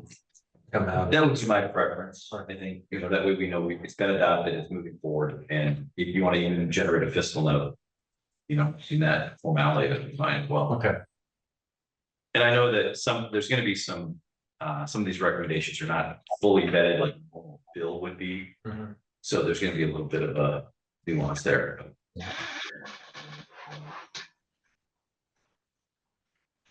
Okay. Any other comments, questions? You guys did really good. It's only 3 o'clock, so. Great. Do you need more time? No, I'm good. I was afraid I cut you guys too short, so. I'm always here. Yes. Yeah, it would be interesting when we think about the equivalent of fiscal notes. That when we look at the potential of looking at sort of this big concept of the countywide levy and look at the potential totality of residential property tax discounts or reductions, and along with the commercial, it'd be interesting to know what the totality of this is as we move forward. I mean, I think that's those numbers could look pretty good. You're right. Yeah, this will ping away at 150 million. The equalization across the counties will do another 30. It is substantial. The people deserve it. I would open it up for public comment. Do you have any either online or in person? So. Mr. Story has raised his hand, so Go it ahead. probably needs to be promoted. Yep. In the rooms here. Yep. Thank So- you. Thank you. Members of the committee, Chairman Rose Bender, BE and DER, representing Montana Budget and Policy Center. I want to thank you all for the attention to the work done this interim throughout this committee, and especially I say to the tax fairness subcommittee. We appreciate all the details looking into the models you all have been running through and the inclusion of long-term rentals in that lower tax rate scenario. I'd like to take this opportunity to bring up the fact that families with lower and moderate incomes pay much higher property tax rates than the wealthy. And many of these lower income Montanans are renters and they're paying property taxes indirectly through their rents. I would to encourage committee members to consider piggybacking a tax credit for Montanans paying very high effective property tax rates, either through their rents or directly through their taxes, to this proposal, to both directly include those renters and to provide a little extra relief to those lower income homeowners who are experiencing sometimes unsustainable property tax costs. Thank you.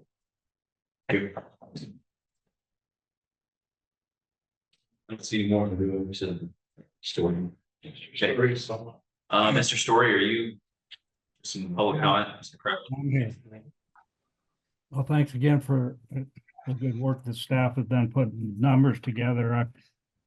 I got comments on all three sections, but I'm going to start on the last one since it's most recent.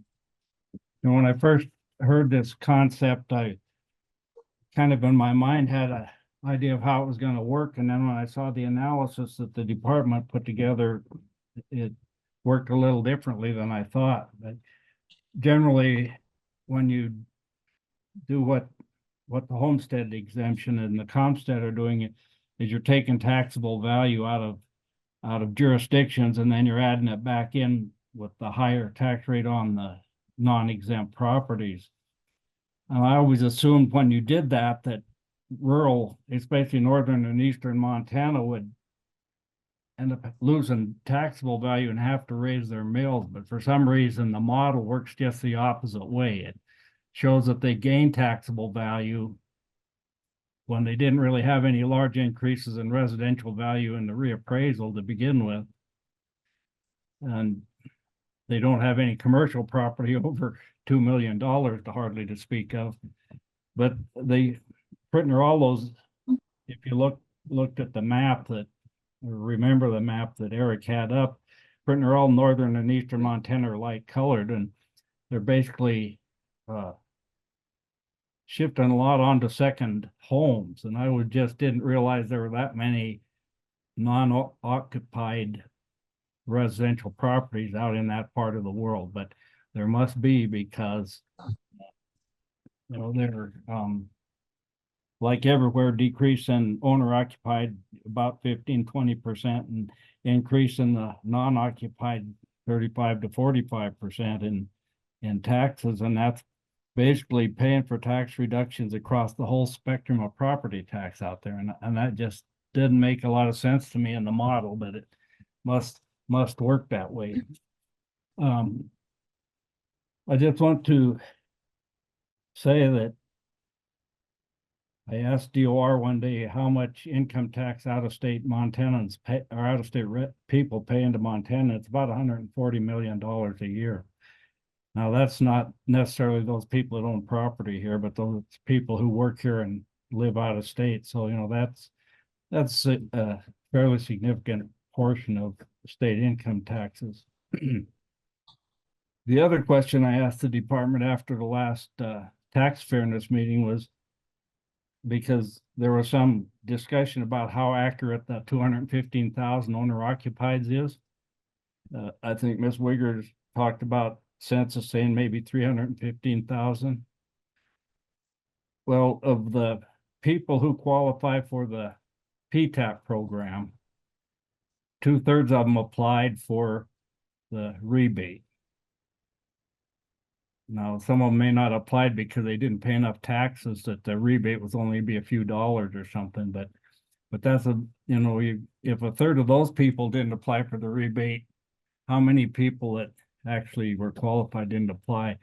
And so I think the question would be, how much would those tax rates in the current model have to change if you had a significant increase in owner occupied to make the thing work out revenue neutral? And we're already talking about raising people's second homes, 35-40% or more, and giving them a 15 or 20% reduction on their occupied. That's going to be a lift to overcome, but it's not there. And another question maybe for Eric is, when he was showing the owner occupieds, the chart that showed how many had decreases and how many had increases. And you had some owner occupieds, even after the tax rate reduction, having over $1,000 increase in taxes. Now, is that just due to mill levy? You know, you get in some of those large counties, you're having a 30 mil increase on their property taxes. Is that what's driving those properties to have that large of an increase after they've already received the lower tax rate? And I think you want to maybe kind of look at that. And finally, the thing on this whole discussion on the homestead and homestead, I think that it's a viable option. I'm not saying, you know, it shouldn't be explored because, you know, if you have to do something, you have to do something politically. But again, you're working on fixing the 2023 reappraisal when you had that big increase. But anything you do here is not going to go into effect till the tax bills in November of 2025. And by that point in time, you will have had 3 years of inflation adjustment to cities, counties, and schools, and you'll had another reappraisal of residential property. And so I think Representative Jones is correct that the next legislature is going to end up having to rework the numbers to kind of get things to where you may want to be at that point in time. That's kind of my thoughts on the homestead issue. On the education subcommittee, you know, I think you really need to listen to Mr. Melton when he talks about, you know, the importance of the decennial study and the legislature's commitment to dealing with school funding. Just because you got so many schools up there at the top of the window right now, they can't go any farther, and they can't even use their inflation adjustment without voting it. So you know, I'm glad they backed away from the statewide equalization issue, because that basically shifted the, you know, the 150 or $60 million that's talked about there onto a very small number of taxpayers to give the tax relief to a majority of folks.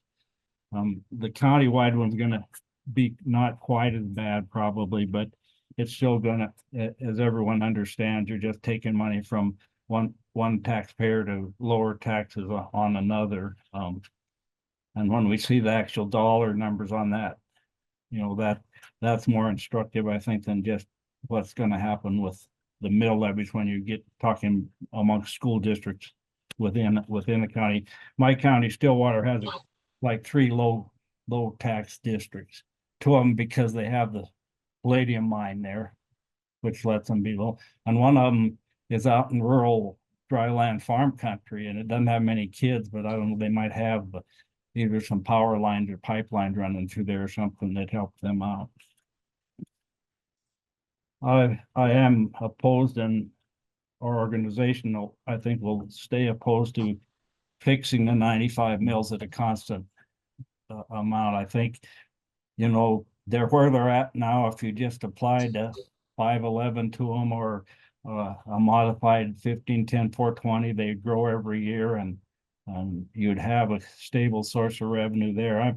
I don't, I guess, subscribe to the idea that you need to tax people to give them money back. You know, if you don't need the money, don't collect it. And if you're just going to tax it from one group again, and what the retirement return does, it takes money out of some parts of the tax school districts and sends it to other school districts to help pay their retirement, or counties. I guess it would work out that way.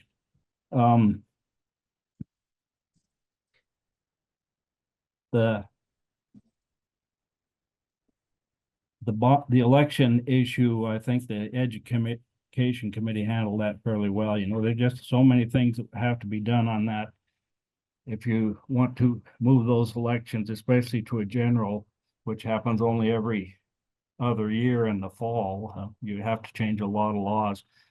And if you move them to the primary, just from the reports that have been on the news of late, the average primary turnout is dependent on the presidential primaries mainly, and they're between 25 and 40% in a primary election. So, you know, you don't gain much by going in either of those directions, I don't think, as far as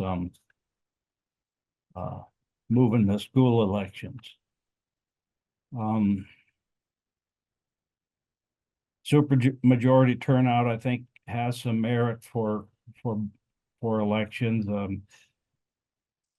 I was visiting with somebody the other day though, and they said that it might be all right to move bond elections to a general election day. It's not like bonds sneak up on you. You know, you do a lot of planning on a bond election, and you could hold those on a general election day, I guess, if you wanted more turnout on those.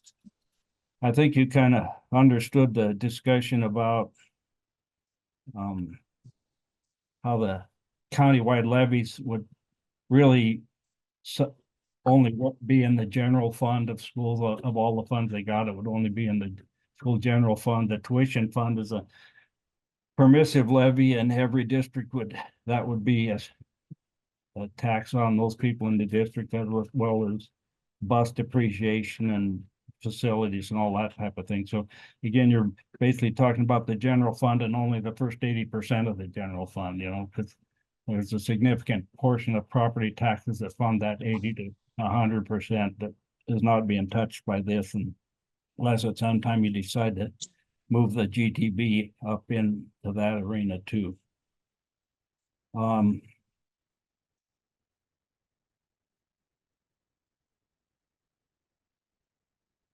I would also recommend that you not cut out the education interim committee and all this stuff. You know, you're talking about drafting a school funding bill in the finance committee instead of in the education policy committee. And, you know, historically, that's where those bills have been done until the last couple of sessions. And, you know, at least they should be brought up to into the loop, I guess, on this process, so that, you know, that's really their job, to deal with all school issues, and they're not represented hardly at all in this whole discussion. And finally, on the local government issues, I still have some reservations about the current state of 511 as far as taxpayer protection. I don't know if it's any more protective than 1510-420 is, with a few modifications, but either one of them, of course, will work if they're well thought out. I think you should go ahead and change the law so that future elections are for dollars and not mills, and that solves a lot of the problems with windfalls when values go up, both for local governments and school districts. School districts, not so much. They got this whole, you know, their whole other issue with their budgets. Sunset levies are probably good to look at that again. I was on the call with Senator Hertz with Utah on their truth and tax law, and it's my understanding that all their levies float, but their statewide levy. They do have a statewide school levy, and I don't think that one floats. I think that was one of the regrets that the gentleman from the Utah Taxpayers Association had, is that they didn't fight that harder and try to keep that to be a floating levy also. I agree pretty much with the TIF recommendations that the committee has put forward. And I just want to add on the PTAP discussion, the problem you have tying income on PTAP to property is the PTAP program is a household income. It's not the owner income. And so if you have 3 or 4 people living in the house and they all have income, that all accumulates to qualify for the PTAP program. And so I don't know how the department would deal with that. And I'm not certain how well it's followed in the administration of the current law. But with that, I think you've got some good concepts out there for consideration. I'm just concerned as Representative Fernie is nobody knows what's going on here. There's not a lot of press coverage of this. There's not a lot of information getting out, and most people do not know the major proposals that are being formulated in this committee. And I think some work needs to start along that road. So thank you, Mr. Chairman. Thank you, Bob. Appreciate it. Is there any other public comment on that? Okay. Okay, is there anything else? We close up here today. Okay, thanks, everybody. I think there's some great ideas come out of this. I think, Representative Flynn make a good point. I think we'll start adding up, especially once we adopt some of these proposals, what the actual benefit to the taxpayers actually be. We'll also sort of fiscal notes of what might cost the agencies, so that as this moves forward, the legislature has a full picture on the real costs and so on. So Representative Hertz has his hand up too there, or Senator Hertz. Senator. So it looks like the other subcommittees may not be as busy as mine, but like I said, I'm going to need 2 meetings. I think I can get them done the last 2 weeks of June. And so just kind of curious what you're thinking about when we'll meet again in July. Yeah, so I was going to throw this out there just for folks to think about, pencil it in. I'm looking at my calendar and I need to check with the legislative calendar, make sure I'm not stepping over any legislative meetings, but I don't think so. Due to the fact you have a legislative week on the 20th. So I was thinking July 9th, potentially. That's the second Tuesday. So I don't think there's any, I'll have to double check, just make sure we're not conflicting anything there. And then potentially August 6th. It puts us about 5 weeks from now to July 9th, and then another 4 weeks after that would be August 6th. I think that would give us enough time. The education piece, fairly well wrapped up. So that's good. Representative Jones, if you have another meeting, between now and July 9th, that would kind of finish that. August 5th is NCSL, so a lot of the legislators will go to NCSL. And that's August 6th, you said? Yes. Okay. August 6th. I thought you were gonna be a little later in the month. We can be. I mean, it's technical business for the. Like 13th or Okay. something, another week. But we could potentially do it on the 13th if that works better. It's due on the 15th, so we just need to be wrapped up at it. And I don't think that would be a very long meeting, honestly, because I think we have most of these proposals already in a booklet format and ready to go to report to the governor. So That's the second meeting, August 13th. that's correct. 13th, okay. That would be so. Okay, so July 9th would be the next meeting potentially. I'll check that. And then the last meeting, which would be August 13th. What date? What day? That's a Tuesday. They're both Tuesdays? Yeah. Okay. I would just have to do it before the 15th, so I'd have to be, we could do it the 12th, which would be Monday as well. Tuesdays are really bad. Okay, That's the only thing. okay, got it. But it's all. What's that? I prefer Mondays. Monday as well, okay. We could certainly do the 8th and the Yeah. 12th. What time of the day? Usually we try to do it in mid-afternoon, so it gives folks time to travel if they'd like. I'll just be in Washington DC, so I'm trying to do the work in the head. Okay. Probably around that 1 o'clock time frame. Okay. Did you switch to the 8th then? I didn't hear. Yes, that's correct, Representative. So the 8th of July and the 12th of August. Okay, I had checked the 12th. That works better on Mondays. So. Okay. Task force. And the 12th. And we will, I guess my thought is on the 8th of July, then we would adopt some of these proposals. If there's more subcommittee meetings that are generated out of that, that's fine. But I kind of want to get most of this report wrapped up so that we can get it in format and kind of finalize it on it in August and be done. So that works for everyone. Mr. Chairman, Yes. I just recalled that out of sight, out of mind, there are printed versions of the draft proposal. Okay. Recommendations being one. And they're online. They will go into this meeting section. Stacy's been today, Okay. so we're able to post some things. So those will be online as well. Apologize. Great. Everything will show up, or it's been seen before in earlier meetings. Great. Well, thanks again, everyone. Really appreciate all the time and effort you guys have put into this. So some good work. Thank you all.